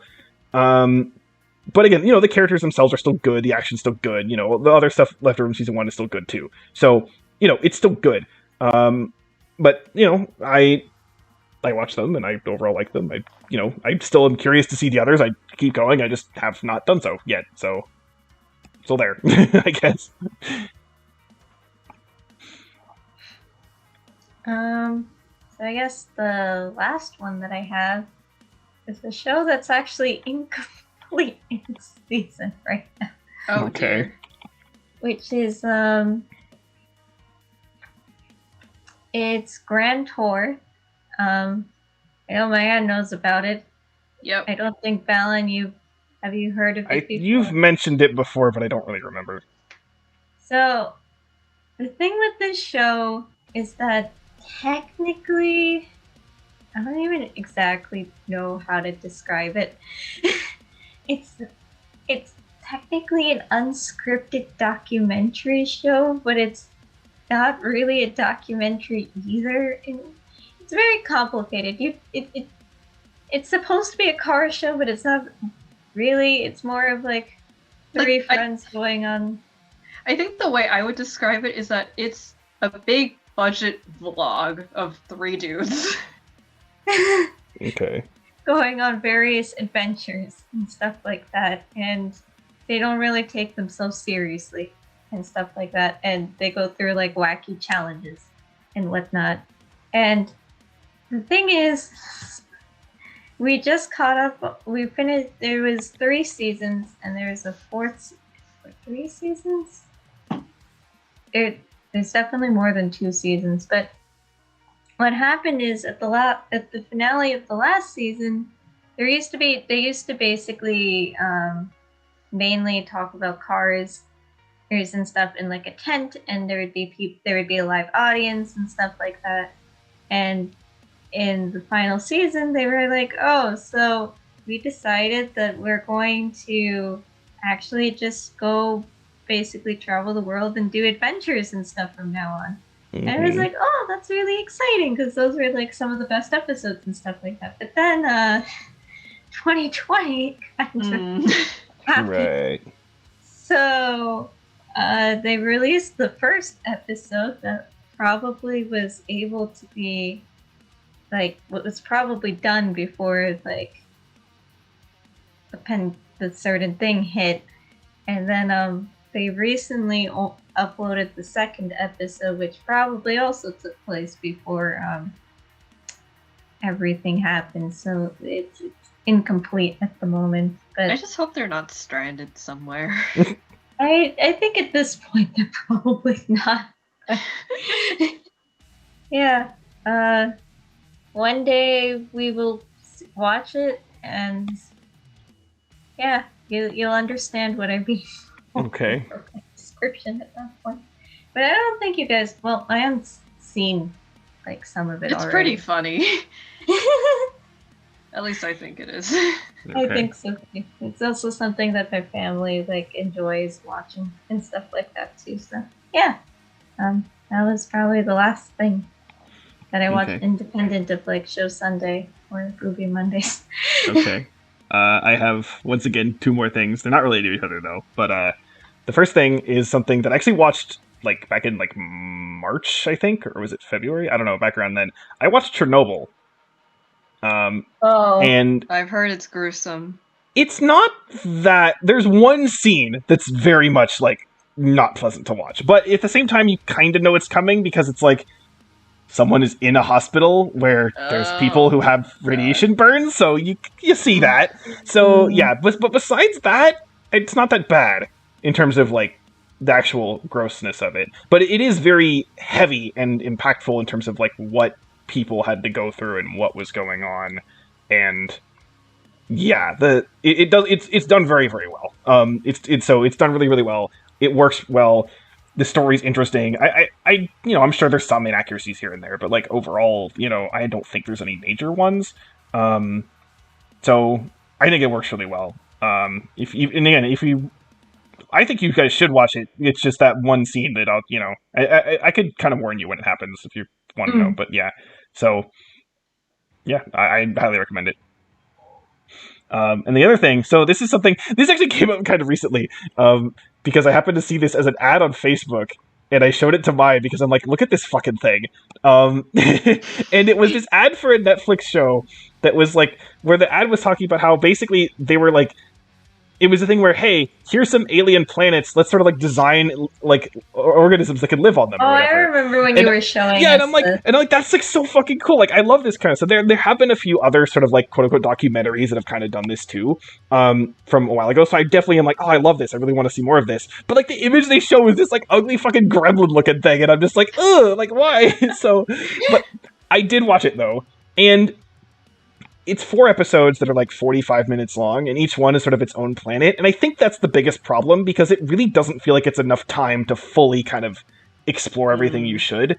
Because there's basically just like 2 or 3 organisms per episode, and that's it. And I'm like, that's not enough time to really kind of go through all this. Great, the organisms they show, most of them are pretty interesting, in terms of how they go about things and how they're, weird and different and stuff, but also, so it's done well. It's for what it is, it's pretty good, but I just can see like there's so much more potential in this that like could be gotten into. If you want other, like, if you're curious, it's called Alien World, so if you want to see it on Netflix, it's that. That said though, if you want other ones that have follow this as well, there's Alien Planet, which is I think like an hour and a half, 2-hour long thing on just one planet. So that one is has more to it in that sense. And there's also, I think it's called like Extraterrestrial or something, I don't remember, but that one is focused on 2 different, well, one's a moon, but 2 different worlds. So there are other things that exist like this. Those are a bit older though. However, if you want like a much more in-depth and a lot more like kind of scientific analysis of this that's also like a lot longer and a lot more detailed, the YouTube channel Biblaridion, Biblaridion, he's doing a series of videos called Alien Biosphere. I think that's what it's called. And he's literally designing an alien ecosystem from the ground up. And he's like 8 or 9 videos in, and it's like really detailed and really complex, and it's like very, very science heavy. So if you want sort of like a more technical version of that, go look at those videos. They're very good, but it's a lot to take in. So yeah, if you're like aliens like me, then that's definitely something to look at. So but I believe that's the end. Oh yeah, because I never actually got around to that. Okay, so okay. Any other shows, or are we moving on to just random internet stuff? I can't think of anything else specifically. Oh wait, there is one more that actually Ma, you watched 2 episodes of it recently when you were over at my... Oh, yeah. So this was a show that my mom actually used to watch when she was younger. It's called the Dick Van Dyke Show, which is from, oh god, Probably the 50s, 60s, or 60s. yeah, 50s or 60s or something like that. And it's a sitcom, and it's actually pretty hilarious at certain parts. Okay. 1961. Yep, and it's basically about a family, and Dick Van Dyke is Robert Petrie, and he's a head writer at a comedic, like for a comedy sitcom show and stuff. And yeah, I mean, there's not much to say because it's a sitcom, and the whole point of it is that, like, you see the characters go through various scenarios and stuff like that, but there are some genuinely funny moments, and there are also some moments that you like see and you're like, yeah, this is definitely from the 60s. Mm-hmm. Because, well, for one thing, there's quite a few episodes that make it a point to show that, like, Laura Petrie, the wife, basically is like, oh yeah, I don't want to have a real job, I want to be a housewife and stuff like that.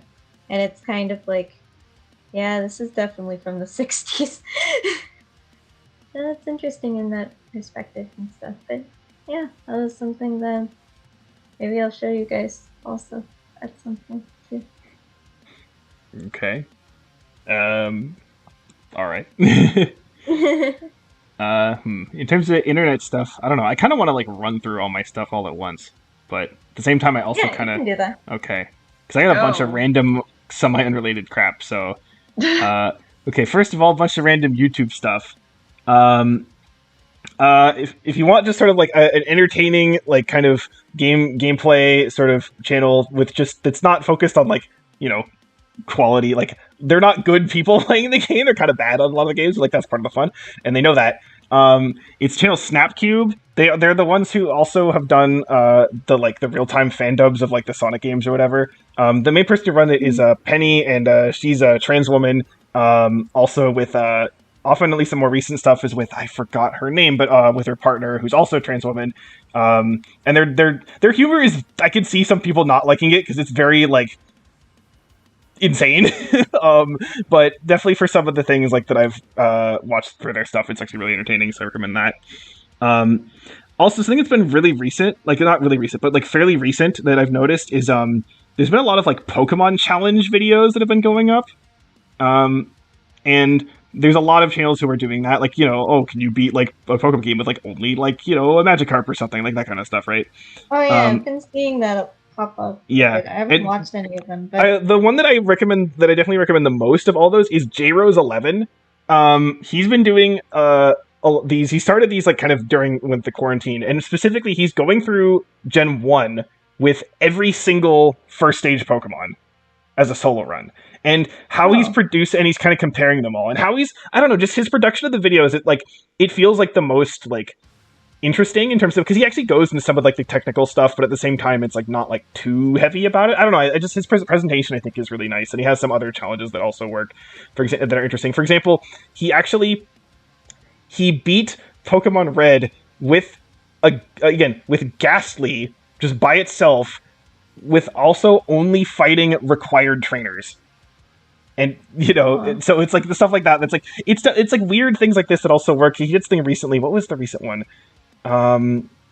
shit, was it Shedinja in Platinum or something? I think, or was that someone else? I don't remember. But yeah, Shedinja. so there's a bunch of like I don't know. I just his videos I think are the best of all the Pokemon Challenge ones. So definitely recommend him if you're interested in any Pokemon Challenge stuff. He's the one I recommend the most. Then if you want something completely different, there's a YouTube channel called Cracking the Cryptic, and it's two like older guys, Mark and Simon, and they make videos of themselves solving Sudoku puzzles. Oh. And the thing is, they're almost all like really fucking crazy Sudoku puzzles with like all these like extra rules and stuff that's like really complicated. So they're like really hard puzzles that I like don't even want. The thing is, they actually have like links in the video descriptions to actually try the puzzles yourselves if you want to, but like I never do because I don't want to. But just like especially I only watch Simon's videos, not Mark. Like I don't have anything against Mark, but I don't know Simon's like personality though. He's like he exudes like kind of like Mr. Rogers energy. Like he's just like a nice dude, and you just kind of like like hearing him talk. I don't know. And he's like he gets like so like excited and happy with like the puzzle. I don't know. It's just like it's almost like it's not like ASMR, but like it's kind of like that sort of like just like chill and relax to this dude like talking about Sudoku. It's like I don't know. So it works well. So there's that. They've definitely taken off a lot in terms of the quarantine stuff. Because again, they do 2 videos a day. Again, one of Simon, one of Mark, and I watch all the Simon ones. So, yeah. If you want kind of some like, there's also there's a bunch of like educational kind of YouTube stuff as well, right? A lot of it is kind of more like, it's geared to people who are definitely like not like hardcore science people a lot of the time, right? Like Vsauce and those kind of guys, right? But if you want something that's maybe a little bit more technical, but not like full on like college course learning material, Zach Starr I think is a good sort of middle ground where he does get into like more technical stuff and some more interesting things that are kind of more obscure, but he's not like all the way into like all the way there. So he has some interesting stuff there if you're curious about that. There's a channel Lemmino Lemmino that does these like sort of I don't know, conspiracy makes it sound like worse than it is, but like basically just kind of weird events and weird things and kind of going into like what happened with them and stuff. He used to make actually kind of like really kind of shitty like meme top 10 lists, but like in like the last couple of years he's like really making some like a lot better quality stuff. So like he did one on the Lost Colony of Roanoke. He did one on what's his name? The dude who took money from a plane and like jumped out the window or like jumped out the back and like nobody found him or whatever. Oh dear. Yeah, so there's stuff like that. So if you're getting kind of interested about that, that's something. There's also there's also been something that I've seen a lot this year, and I know that this is not just happening this year, but I happen to notice a lot. Is there's a lot of like metal YouTube reaction videos of people like kind of reacting to new songs or whatever. And I'm usually not like a reaction kind of video person, but like some of the music I think actually works decently well because like I don't know, but maybe it's just because I like the music, but also just seeing some people react to certain parts of some music tracks I think is actually kind of interesting. But there's a lot of them, and so but there's one I want to give a special shout out to, which is a Cardavox Academy. Cardavox Kardavox, because specifically this guy is actually a vocalist for the band Kardashev.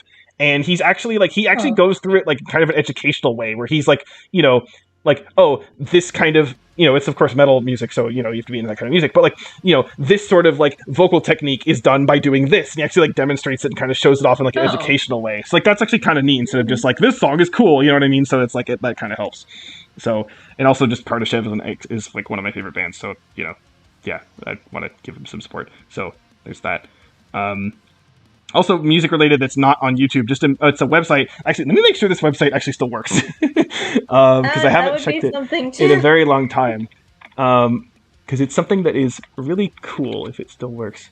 It does work. So it's a site called inbflat.com or .net. So inbflat.net, and it basically opens up a page with like a ton of different YouTube videos.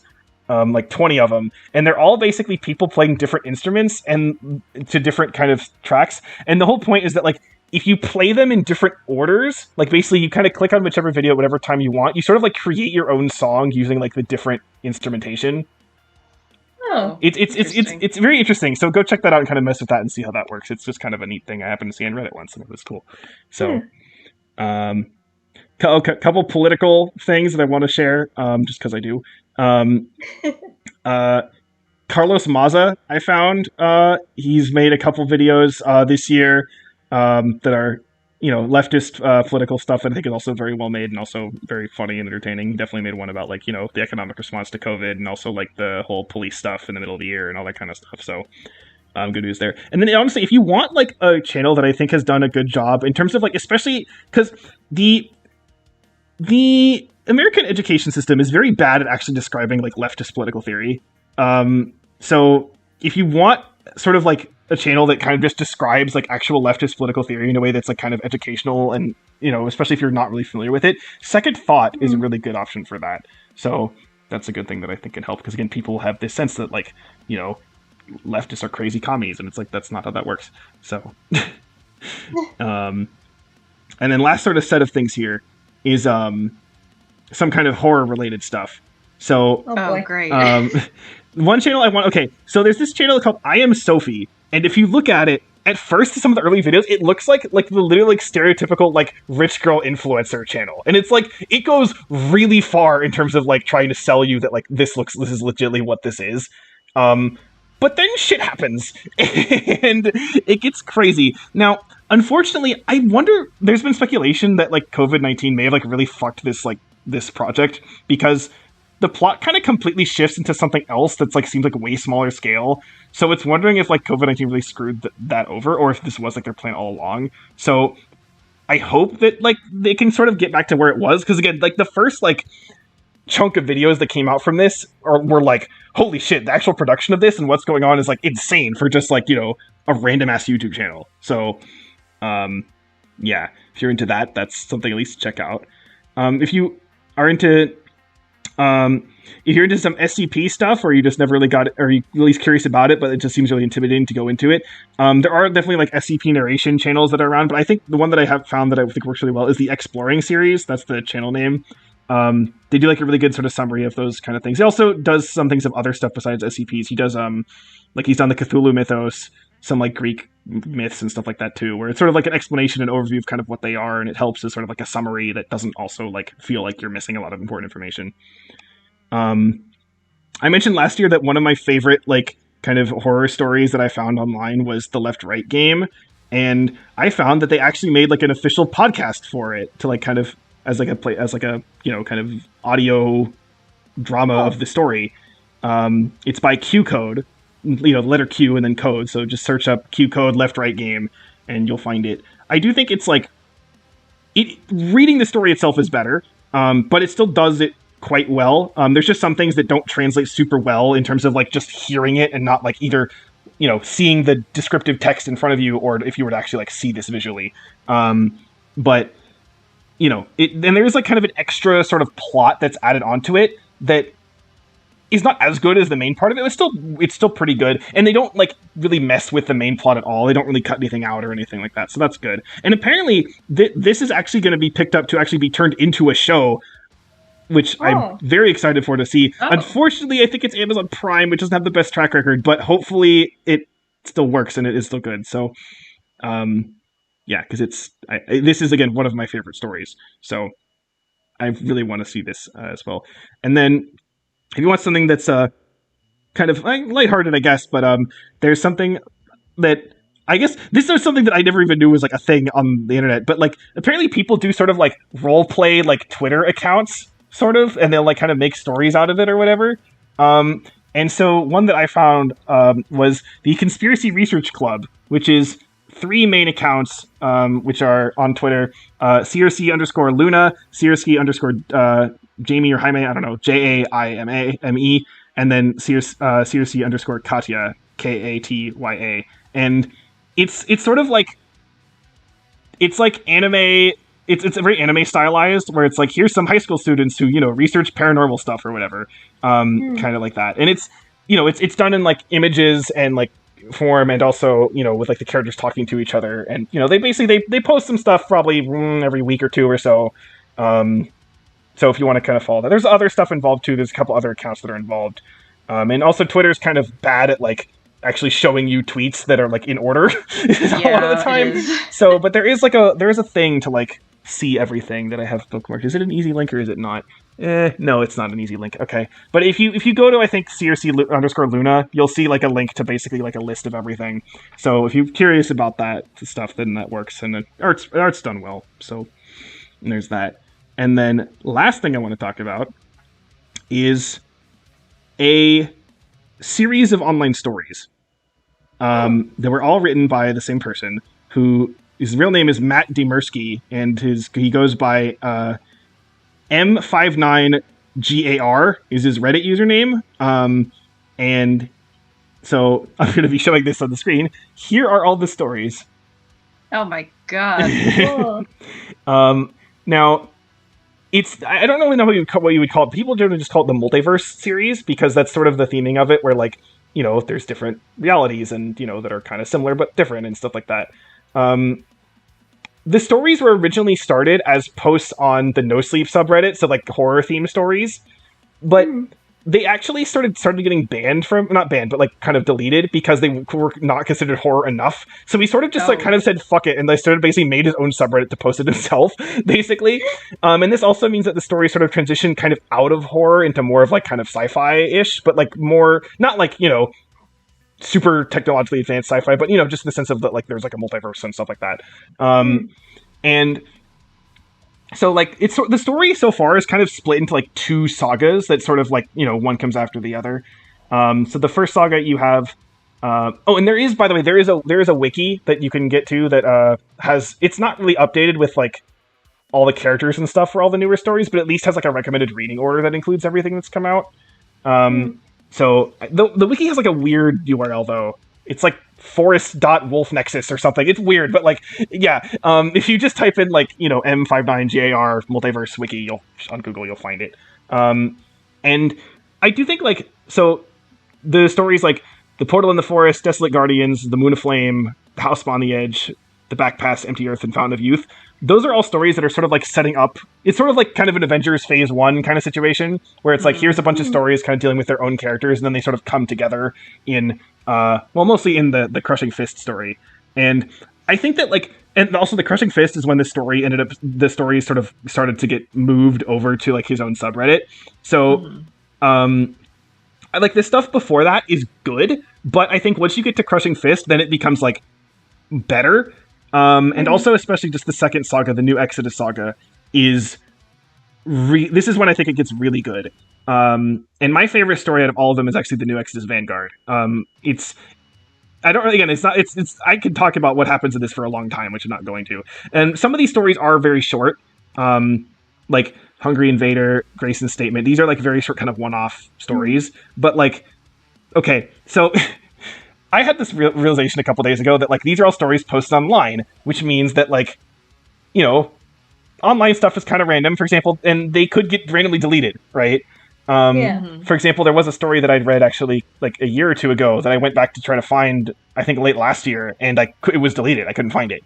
So I was like, I should like copy this over into like my own Word document to save it just in case. Yeah, like, print it out if you want. So I was like, I'll do this. I didn't realize how long this would actually take to do. Because the thing is, Reddit's like spacing when you copy and paste it into Word is kind of weird. So I have to like go through and like edit all the spacing between the lines. And let me just say, so I am up to okay, so I've done everything up to the Beast Realm, and then I have not done Grey Riders yet, but I've done all of these up until, because these are all shorter stories. So I have left the Grey Riders, Exodus End, Curious Data, Sweet Escape, and Where It All Begins. And I want to show you the page count of this. I'm scared. Oh my god. I have over 1,600 pages, and I'm not, like, honestly, this will almost certainly go over 2,000 pages. I'm wondering it might go over 2,500 pages. Oh dear. So that's basically when I read these originally, I was like reading these for like 2 weeks straight, basically. Again, I do think they're worth reading. They're very good. And you know, there's definitely some stuff that's like kind of gross horror, but not a lot. A lot of it, I think, again, is really compelling. With the writing and the story, I just think is very interesting overall. It can be a bit confusing at times, but I think it also helps that, like, since they are posted on Reddit, you have people like commenting below trying to figure out what's going on, so you can sort of read the comments to maybe kind of see what people are bringing things together. And this last story is sort of where it all begins. This is very clearly like the end of like the second saga of stories. So it is kind of a good place to read them now, because you can kind of read everything now when it's like in sort of, it's not over, but it's like, it's sort of reached a stopping point at the moment. I believe Where It All Begins was written sort of late 2019. So he hasn't written anything for this this year. But he's Makes sense. it's so yeah. I'm definitely looking forward. I check back on his Reddit every now and then just to see if he's put anything up yet. But yeah. So if you're interested in like kind of some sort of horror-ish, but also kind of more sci-fi adventure action sort of stories written online that you can really sink your time into a lot, I recommend these quite highly. I think they're done very, very well. So okay, that's all my random internet stuff. So okay. That took a bit longer than I thought it would to go over all that, but I don't know. Some of them are kind of related to each other, so I just kind of wanted to go through everything just on there. But anyway, someone else go.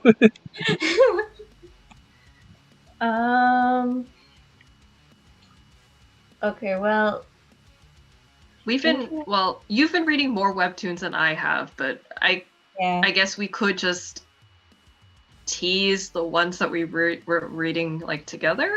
Yeah, we can do the ones that we're reading together, and then I guess I'll continue. You'll go into any of the honorable mentions. Yeah. Okay. So, main ones, like 3. Wait. Before that, how we got into webtoons is we knew about them, and we had started reading one of them. You mean the one that disappointed us? Yeah, the one that disappointed us. Not because the first season ended well. I think the first season went really well. The series finale was today, actually. What? Yeah, so we can rate that later. But season 2 was something that we didn't really, we weren't too crazy about. But then earlier this year, one of her friends was like, "Oh, let me give you a list of webtoons that I really like and stuff like that." So we were like, "Oh, okay, let's check out some stuff on the list." And that's when we started reading Purple Hyacinth. Okay, so basic teaser for Purple Hyacinth. A policewoman meets an assassin, and they have a common motive to take down the assassin's organization. That's all we're gonna say. It's really, really, really good. It's really, really good. And I guess one more thing that's not, because you learn about it in the prologue. Policewoman can detect when someone is lying or not. Yeah. You'll think that that's a really good trait, but she's really complicated as a person. I will say I love Assassin Dude. He's my favorite. Yes. I think he's also my favorite, along with actually all 4 of them are my favorite. I like all of them. Like I really like each of them as their own person, but I think overall I find the Assassin Dude the most I agree. interesting. I find him the most interesting. I'm also excited because we seem to be learning more about his backstory now as of currently too. Yeah, and if things get worse, I might die. But yeah, very it's a mystery. So if you like mysteries, it can be very interesting to just follow. And just if you enjoy complicated characters who fuck up, this is also a good story for that. Also, be prepared for all the cliffhangers. Yeah. There's going to be lots of cliffhangers. The main artist has an Instagram. It's Dead Sophism, DeadSophism. She's a troll, so she'll kind of tease you, and you'll probably get kind of annoyed, but in a good way, where you're just like, oh my god, why are you doing this? She's constantly holding a mug that just says reader's tears in it, and sometimes if there's a particularly bad cliffhanger, the tears will start overflowing out of the mug. Yeah, she's really fun though. I really like her personality. The art style's really nice. Her personality is both the authors are really funny and stuff like that. So yeah, generally just Go read it. It's great. Big recommendation for Purple Hyacinth. So, Yes.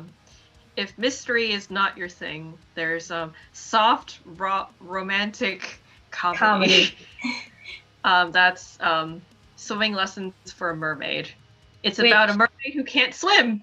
Yeah. Interesting. A mermaid who can't swim and is basically had to get people legs and is trying to live life on land, but wants to go back to the ocean, and her secret gets discovered by a guy on the swim team, and he offers to give her swimming lessons. They become friends, and right now it's starting to look like they're starting to become a little bit more than friends. So we're gonna see how that goes. And it's a rom-com. There are no like terrible cliffhangers and stuff like that. There are points where it leans more on the comedy aspect too, and it's just very enjoyable. And I enjoy how the characters are. There are some characters where you start off like not liking them very much. There's one very particular one in the beginning where but they kind of grow on you after a while, and what I kind of appreciate is the way they handle the quote-unquote love triangle, where they make it's not a matter of, oh my god, I like both these guys, who am I going to choose, and stuff like that. It kind of takes a semi-more realistic approach to it. Yeah, it's like two guys like one girl, and the girl kind of picks one, but the story's not done or anywhere near done. It just started this year, so who knows. Yeah, so very enjoyable, very funny. Definitely recommend. And then the last one is like the dramatic one. Yeah. Your Throne. We can't say much about this one, but you do learn the main first twist quickly. Yes. We can't say too much about it, but it's a drama. At first you think that it's going to be, because I think found this first.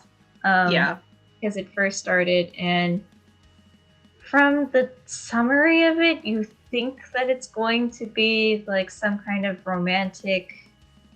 I think I know a good way of describing it. Okay. It's about the very complicated friendship between two women.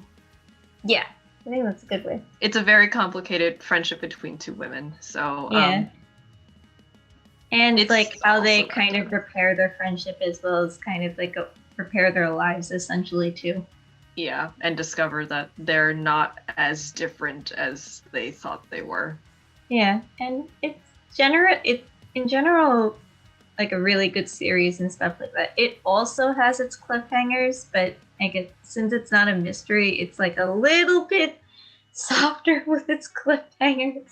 Yeah, it's just interesting seeing how like the scenarios push each of the characters, because you think each of them is a certain way, but you also see like a certain trope or something like that. You see a different side of them, and it becomes interesting in that way. So yes, that's Your Throne. So it's Purple Hyacinth, Swimming Lessons for a Mermaid, and Your Throne. And I guess the last one that we started literally yesterday. But it just started, so like I don't know. I guess we might as well like mention it. And oh yeah, there's another thing to mention about just webtoons. The very first one we started reading. So Fictional Skin.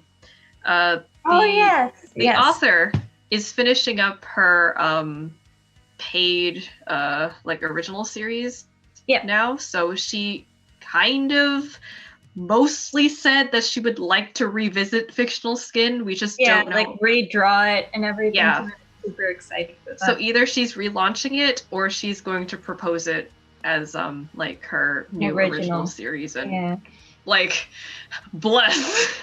Yeah, I'm so excited. I hope that she gets it. I'm so happy for Fictional Skin. I would love for her to get paid for it, because that's like her absolute heart passion project. And I would love for her to get rewarded for like doing the thing that she absolutely like poured her entire being into.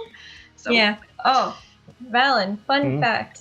With Fictional Skin, the author of Fictional Skin actually at one point worked on Ruby.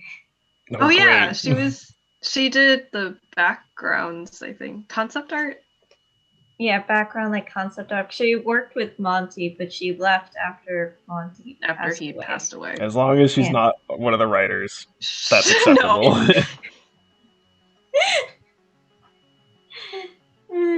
Yeah, But so yeah, maybe watch out for Fictional Skin whenever it comes Yes. back. yes. And then the one that we just started together was Secret Playlist? That's Secret the name, right? Playlist, yes. Which is the art style reminds me so much of like 80s manga and stuff like that, especially with the eyelashes and everything. It's just so far, I mean, it's hard to say where it's going because it's only 3 episodes in, but I'm It seems looking like it forward- might go an interesting direction, so Yeah, so looking forward to it. And, cool. Those are all my webtoons, and I'll save the thing that I forgot to mention before for last. I guess I'll go from here. Brian, you can, I guess, think of YouTube channels.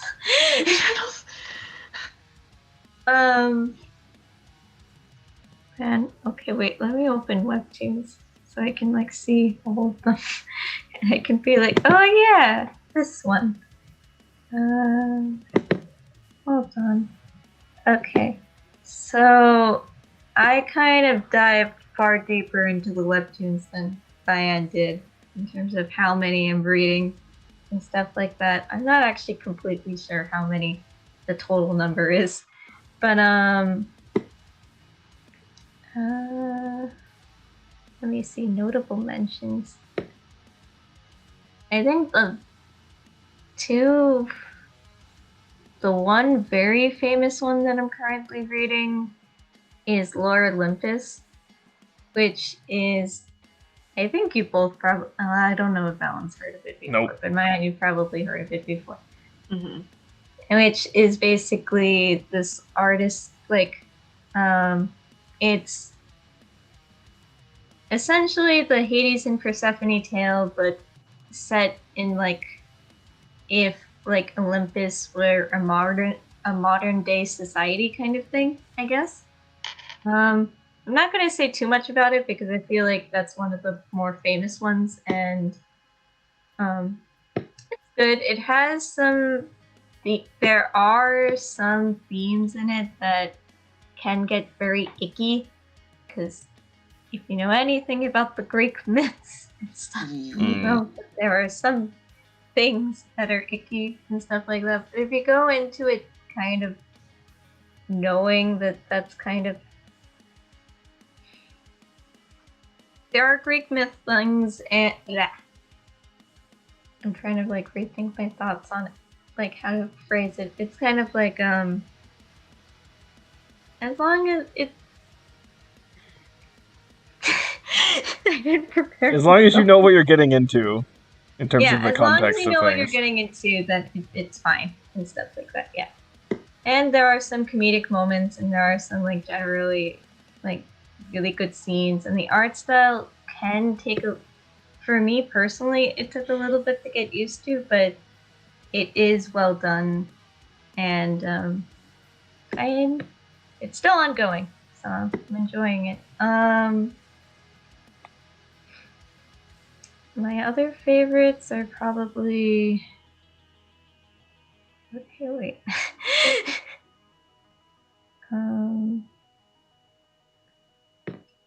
This one ended recently, but I really enjoyed Mrs. Abbott and the Doctor, which it's slice of life in terms of like it's about these two people in a Victorian setting and basically how their romance progresses, and it's pretty I found it pretty realistic and stuff like that, and it kind of it doesn't have like all the drama that is associated with like two people like that is usually associated with two people falling in love and stuff. It kind of but it's like nice and casual and it's really funny, and I'm sad that it ended. But I really enjoyed it and I want to give it an honorable mention. Another one that actually had finished like I think earlier this year, and I read it on its completion. It's Gourmet Hound, which I recommended to Mayan also, which made me really tear up at some points. It's a really well done story, and it's basically about this. It's about coping with grief and like acceptance and stuff like that, and like coming to terms with that. But then it's also centered on like food and the relationships that you can gain and and everything through it too. So yeah.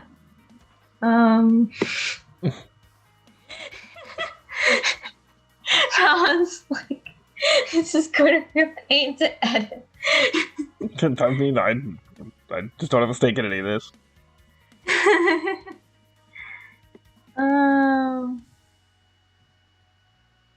Another one that I really enjoyed was Spirit Fingers, which is ending, which makes me really sad. It's technically in its epilogue stage right now, but that one, it's basically about this girl who essentially finds herself like the one of the things that you see for every chapter is basically about a girl that's trying to find her own color and like try and discover herself and what she wants to do, and also like how she goes about her family situation isn't great, and it's not like a terrible situation, but at the same time it kind of showcases the fact of as she starts getting confidence and like learning, especially when she like befriends this, like joins this club and everything, like how things change for her and everything. It makes me very sad and I want to reread it. I also really enjoy Odd Girl Out, which is not one of the very popular ones, but I enjoyed it because at least for season 1 it focuses on these 4 girls who are friends and everything, and like it goes through like the friendships that and how they like get stronger bonds and everything like that, and enjoyable and stuff. If I was better prepared, then I could have like a little list of all the webtoons, but like my list of stories that are right here. List of stories here, yes. Guess who wants to go next? I'm not sure if like well, I mean, this year I just started watching more journaling and vlog type like videos. Love Soup. Love Soup. If you like just chill vlogs from an artist, definite recommend Love Soup.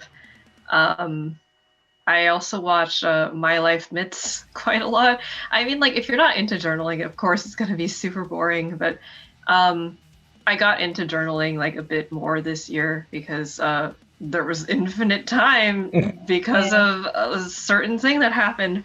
So yeah, I like to journal alongside other people on YouTube because it feels like I'm journaling with someone. It fills the void in my heart. Okay. I'm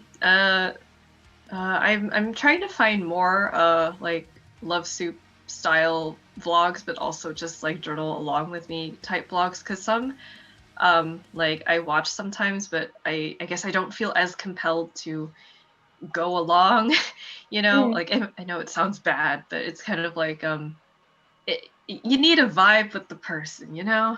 Yeah. And recently I just mostly because I don't remember how I found this channel, but I started watching Amanda the Jedi. And she does just, you know, movie commentary. So I've been watching a few of her like Twilight ones. And it's so funny because I watched her Breaking Dawn one. And I was like, oh my god, I remember this. And then I remembered like when we watched Breaking Dawn movie challenge. And there was some stuff I forgot, and I think she was also talking about like other movies that I had watched reviews of from other people, but I saw like from her a different perspective because she goes into certain details that are a little bit different, but it's just good for background noise. Mm-hmm. Yeah, and I've seen some of her stuff too. So yeah, overall, pretty good for Yeah, I like like Amanda. She's she's just she has a good personality. I like her yeah. vibe. Yeah, she's good for like kind of just kind of straightforward like movie reviews. And Yeah. that's not like a negative, and it's just like kind of the style of it, Yeah. right? So Yeah, yeah. I just like how she kind of talks about stuff other people don't really like. Things in The Host, like The Host by Stephanie Meyer. Mm-hmm.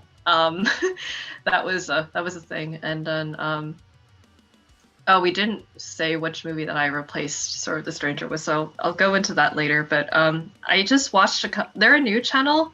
I watched a couple of videos from this channel called Quality Content, and it kind of made me want to rewatch like Hey Arnold, which is old 90s show. That's Hey Arnold. Yeah. I really liked it when I saw it when I was a kid, but then I saw like how they analyzed it, and I thought, oh, this is really interesting because they focus on the mood and how like it's a show that lets the kids like take the front seat. You know how like in most shows with children, like the adults are incompetent or they're like absent. But something that I didn't realize that I appreciate now about Hey Arnold is that the adults are flawed, and like, you know, they're showing kids that adults can make mistakes and they can be selfish and they can be childish, and sometimes like children also help adults see that. And I just like the few analyses that I saw of them, and then I'm not going to say like the other ones because one of them influenced me to pick the movie that we're going to see whenever, but you'll know that at some other point. Okay. But I think besides those, I didn't really watch any other new YouTubers. Mm-hmm. Yeah, there was nothing like major for me in terms of, again, there's a lot of sort of like interesting stuff here and there. I think actually, again, for me, like, again, J-Rose, trying to think of like other webtoons that I want to give honorable mentions. Yeah, for me it was a lot of like for YouTube stuff. It was always like, oh, their stuff's kind of neat, other stuff's kind of neat, kind of every now and then to watch stuff. The only ones that I kind of watch like definitely all the time, like again, the Cracking the Cryptic stuff, I watch all Simon's videos, and then I watch J-Rose 11 stuff when he uploads, and then Carlos Mazza doesn't upload that often, but I always watch his stuff. So, but anyway, have you thought of anything else? Well, I guess Tara, do you have any YouTube stuff in addition to the webtoons? I started.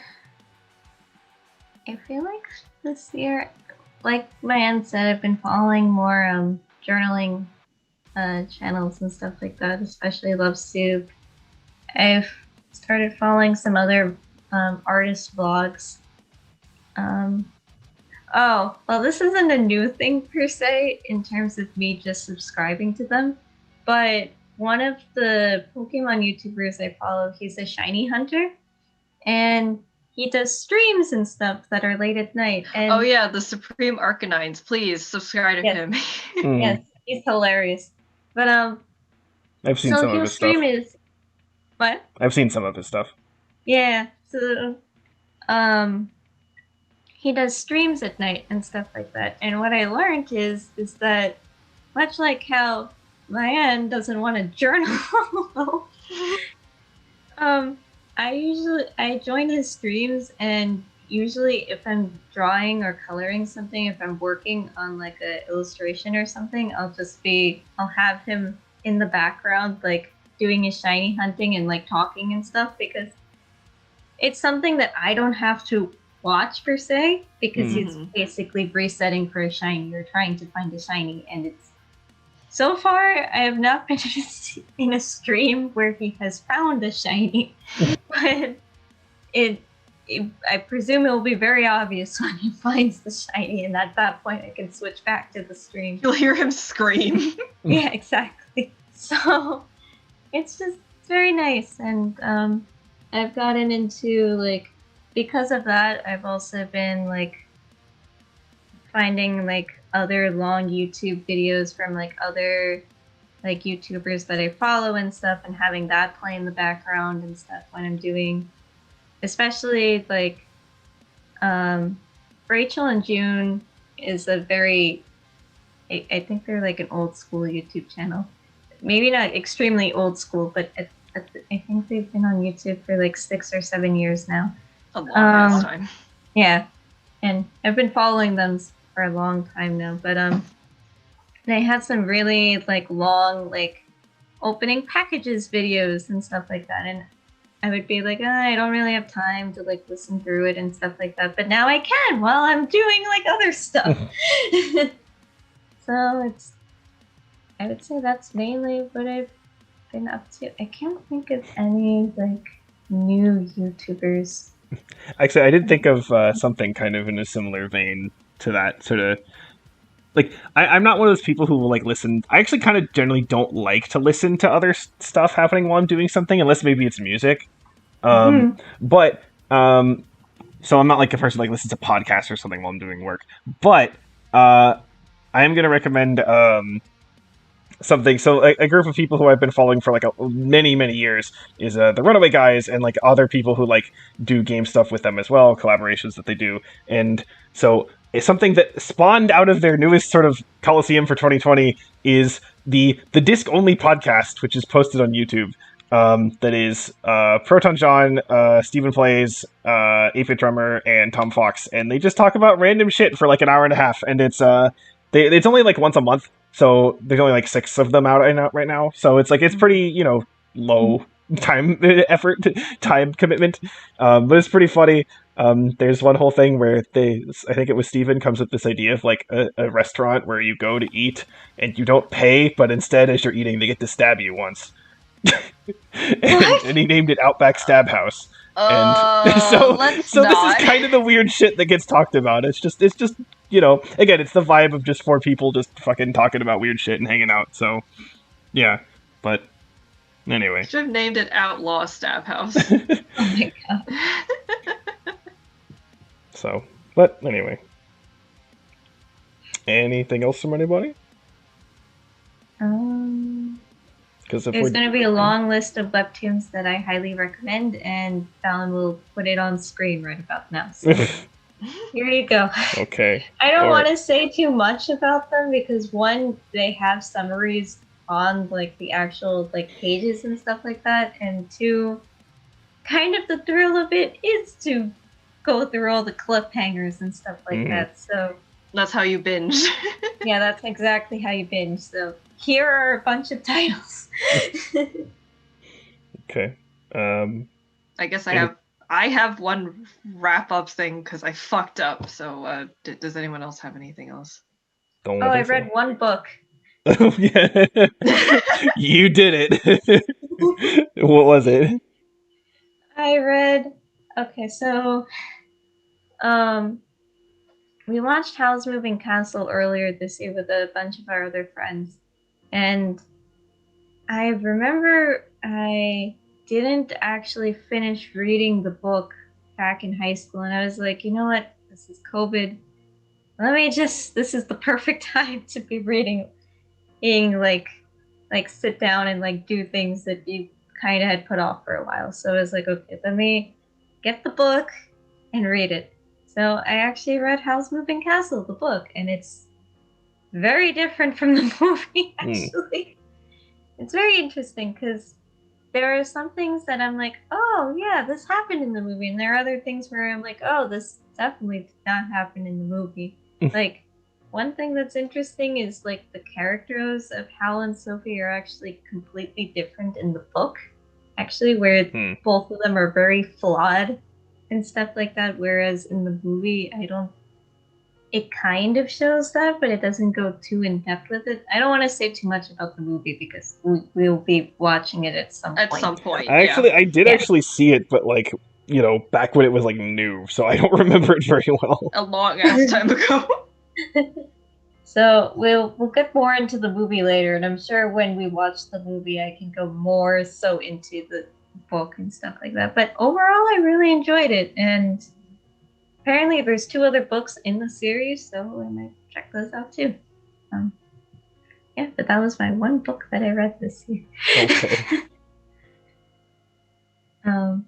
Actually, Oh, I wait. read a book too, actually, yeah. Yay! Not Little Women. I didn't finish I didn't get that far in Little Women because oh yeah, I had stuff to do.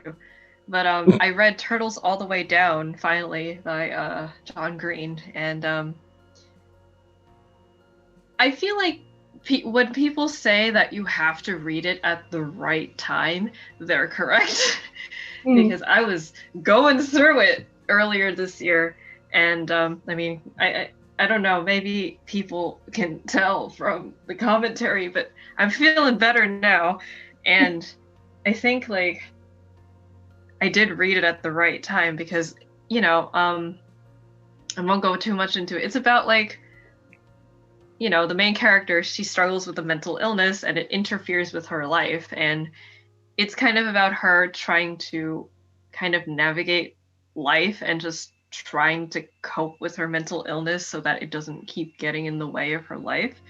So just I guess seeing that, and John Green, if you didn't know, he has OCD, so he was writing from his own experience, and you can feel how honest like the portrayal is, and you don't have to have OCD. I've seen people who had like depression or eating disorders like kind of identify with the main character and just how difficult it is to go through life and just how things become difficult because of something you can't control. So I thought it was really good portrayal of that. I definitely think that you do have to read it at like the right time to, I guess, get invested, because I can see that some people do find the main character bothersome, but I feel like that might also be if you've never been in that position before, then you don't really understand. So yeah, I'm feeling better now. Yay! Yay. You did it. I Always did it. good. Gold star, you try. Yeah, so that was that. One day I'll read Little Women. Alan, did you read a book or 2? Nope. Though That's again, okay, you read online stories. Yeah, and all to be fair, those Yeah. online stories, they have actually been like, a lot of them have been, he has like published them as like books on Amazon. So Oh, why don't you buy them? Oh, okay. So you have read books. You probably read Yes. the most books, actually, technically. over 1,600 pages of books at this rate. Probably over 2,500 at the end of all of this. Oh god. So, yeah. Well, I guess Mai, you have to say the thing Go that you ahead, missed Mai, over. the floor is yours. I fucked up because I didn't finish yet, but I started replaying Tales of the Abyss, and it's really hard for me to talk about this game without getting really emotional and like really wrapped up in my words. Like if you remember the closing for like Mulan with top favorite movies from 300 Movie Challenge, you'll probably know what's to come. So I'll keep it short because I didn't finish yet, and Tales of the Abyss is a good game. I mean, it's old by now. The PS2 version came out in 2000. But they're going through to their 25th anniversary. The Tales of series as a whole celebrated 25 years, but the 15th anniversary of Tales of the Abyss was this year. So it came out in 2005 in Japan, so 2006 in America. And then I originally watched old school Let's Play, which was just 10-minute videos of the major scenes for Tales of the Abyss in 2007 when like YouTube was like basically brand new. So that was my first exposure to it, and I really liked it. then the port for it for 3DS came out in 2012, I think.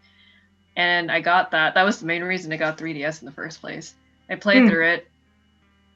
At first I didn't finish because I got stuck on the last boss battle, and like replaying it now on the PS2 because Tara gave me her PS2. I remembered how hard of a time I had playing it without like all of the like buffs and arts and like all of the things that I had from like my subsequent playthroughs where I would play on the hardest mode and it'd be fine, but when you don't have everything, then it's hard. I'm having a hard time. It's not that hard of a time, but it's a hard time. But yeah, I really like this game. I replayed it at a different like difficult point in my life, and it helped a lot. And then I decided now that I got Tara's PS2, I was like, I should replay it again and see if now that I'm a squishy adult, if I actually cry. So yeah, I'll update y'all next year on how that went and how many times I would have played it. Also, I've told my some PS2 games that she should try. So yeah, I just that maybe those will get in there as well. Whenever I finish and attempt to track these games down, then I'll maybe try them out. I will say that there are loading times on the PS2 that I took for granted on the 3DS. Because I guess they sacrificed the graphics on the 3DS because it's really pixely. So, it looks better on the TV, but it takes a couple of minutes to load up between like fight scenes or like the map. But I've gotten used to it by now. It was a little bit bothersome in the beginning, but I'm a bit used to it now. And the controls are a little bit different, but I can see why I still like this game. So yeah, I fucked up, but here we are. We're gonna end with Tales of the Abyss. Okay. Well, we're not ending because we do at least. We're not going to talk about. I'm not going to make any predictions of the state of the world in 2021, but we should at least mention, like, please don't. We should at least mention, some stuff that is going to, presumably actually be released in 2021. Because a couple of weeks ago, Disney fucking went off and announced like hella stuff. Yeah, long Twitter thing. So, and at least for 2021, it's mostly like Marvel. Like Marvel's gonna go fucking off the chain in 2021. So I listed out like a bunch of shit. So in January we have the WandaVision show coming. So just in a few weeks. In March there's the Falcon and the Winter Soldier show.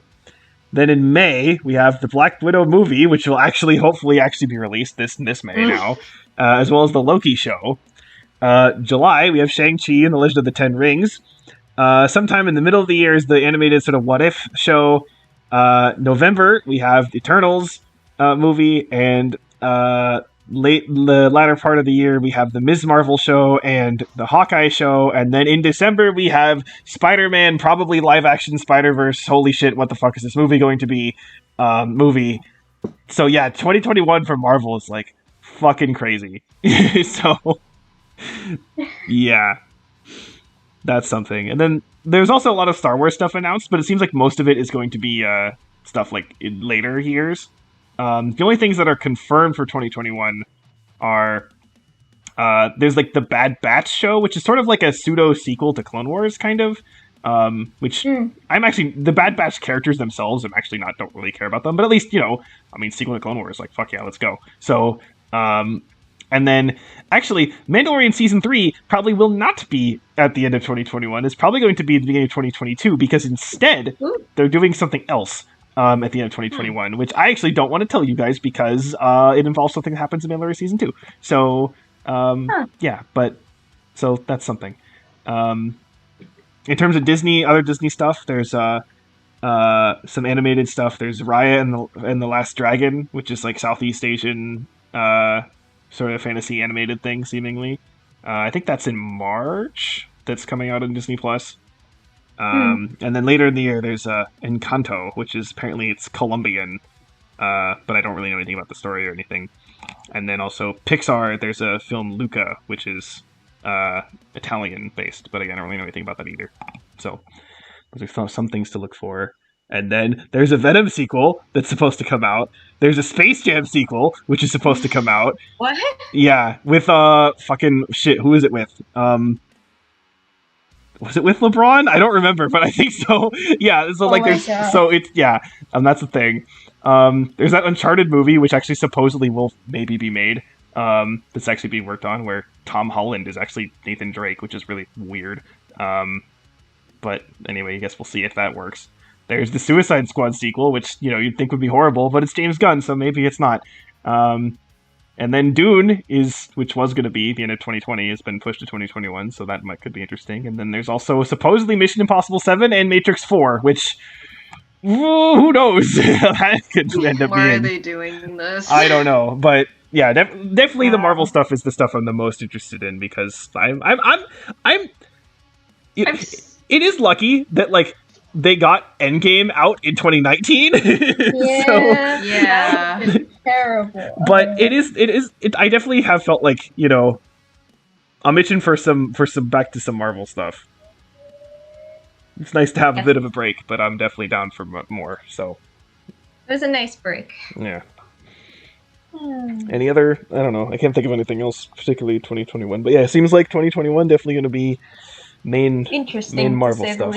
Yeah, and hopefully, well, no, I'm not. I said I'm not going to say anything about the world. Okay, I'm not going to say anything. Zip zero nada. You don't get any of that. So No, hopefully. Well, Hopefully. well, actually. Oh yeah. Oh no. Speaking of hopeful things in 2021, what we're doing in January. Yes. Oh dear. So we mentioned this at the end of the last recording thing for what's it called? Sword of the Stranger. Yes. Yep. So January of 2020 was low budget ship month. 2021 is high budget ship month. So we are watching 4 shitty, like actually shitty, expensive Hollywood movies from the 2010s. And well, Maya and I are going to watch it, and Tara's going to interview us and probably laugh at our misfortune. Yeah. So, I guess should we just go for it and just say what the first movie is? What the next movie Monday is going to be? I'm kind of looking forward to it. I don't know. I don't know. I want to get angry. I also don't know. I just want to get mad.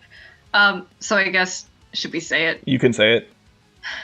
We're watching The Last Airbender. Yes, that Last Airbender. And we have seen, all three of us have seen the show. Airbender. All three of us have seen the show. Yes. I don't think any of us actually, did we grow up with the show? I don't think so. I didn't. I watched it didn't. as it was coming out. Okay. Yeah, I for the watched most it part. also. Okay, then I'm not, I watched it like in college, like 2015, but like, yeah. So, but we've all seen the show, so we at least know, what it's supposed to be like. You mean Asian? Yeah. So we're gonna be watching next Monday, Last Airbender. Oh, and this is the first of 4. Oh no. It'll only get worse, guys. Maybe? Only I don't get know. worse. This is pretty bad. It'll get worse by the end. It will get worse by the end, which, oh boy. But yeah. So I'm not even gonna look at how long this video is. We're just gonna end this recording. It's probably stupid long, but just imagine it could have been over 2 hours longer if I actually talked about all my animated shows. So Or even longer if I actually, I sent Ballon a list of all the webtoons, but if I actually ended up writing a blurb for every single one of them, yeah. that would have been terrible. Yeah. So okay. With that, see you next Monday for The Last Airbender. And also, if you're interested in any sort of music stuff that I like, my top 15 metal albums video is going up on Thursday. And I did upload it already, and it did not get copyright claimed. So yay! I didn't have to worry about that. Yay! So, hooray! Okay, but anyway, Bye! bye. Bye. Happy New Year. Yes, Happy New Year, fireworks.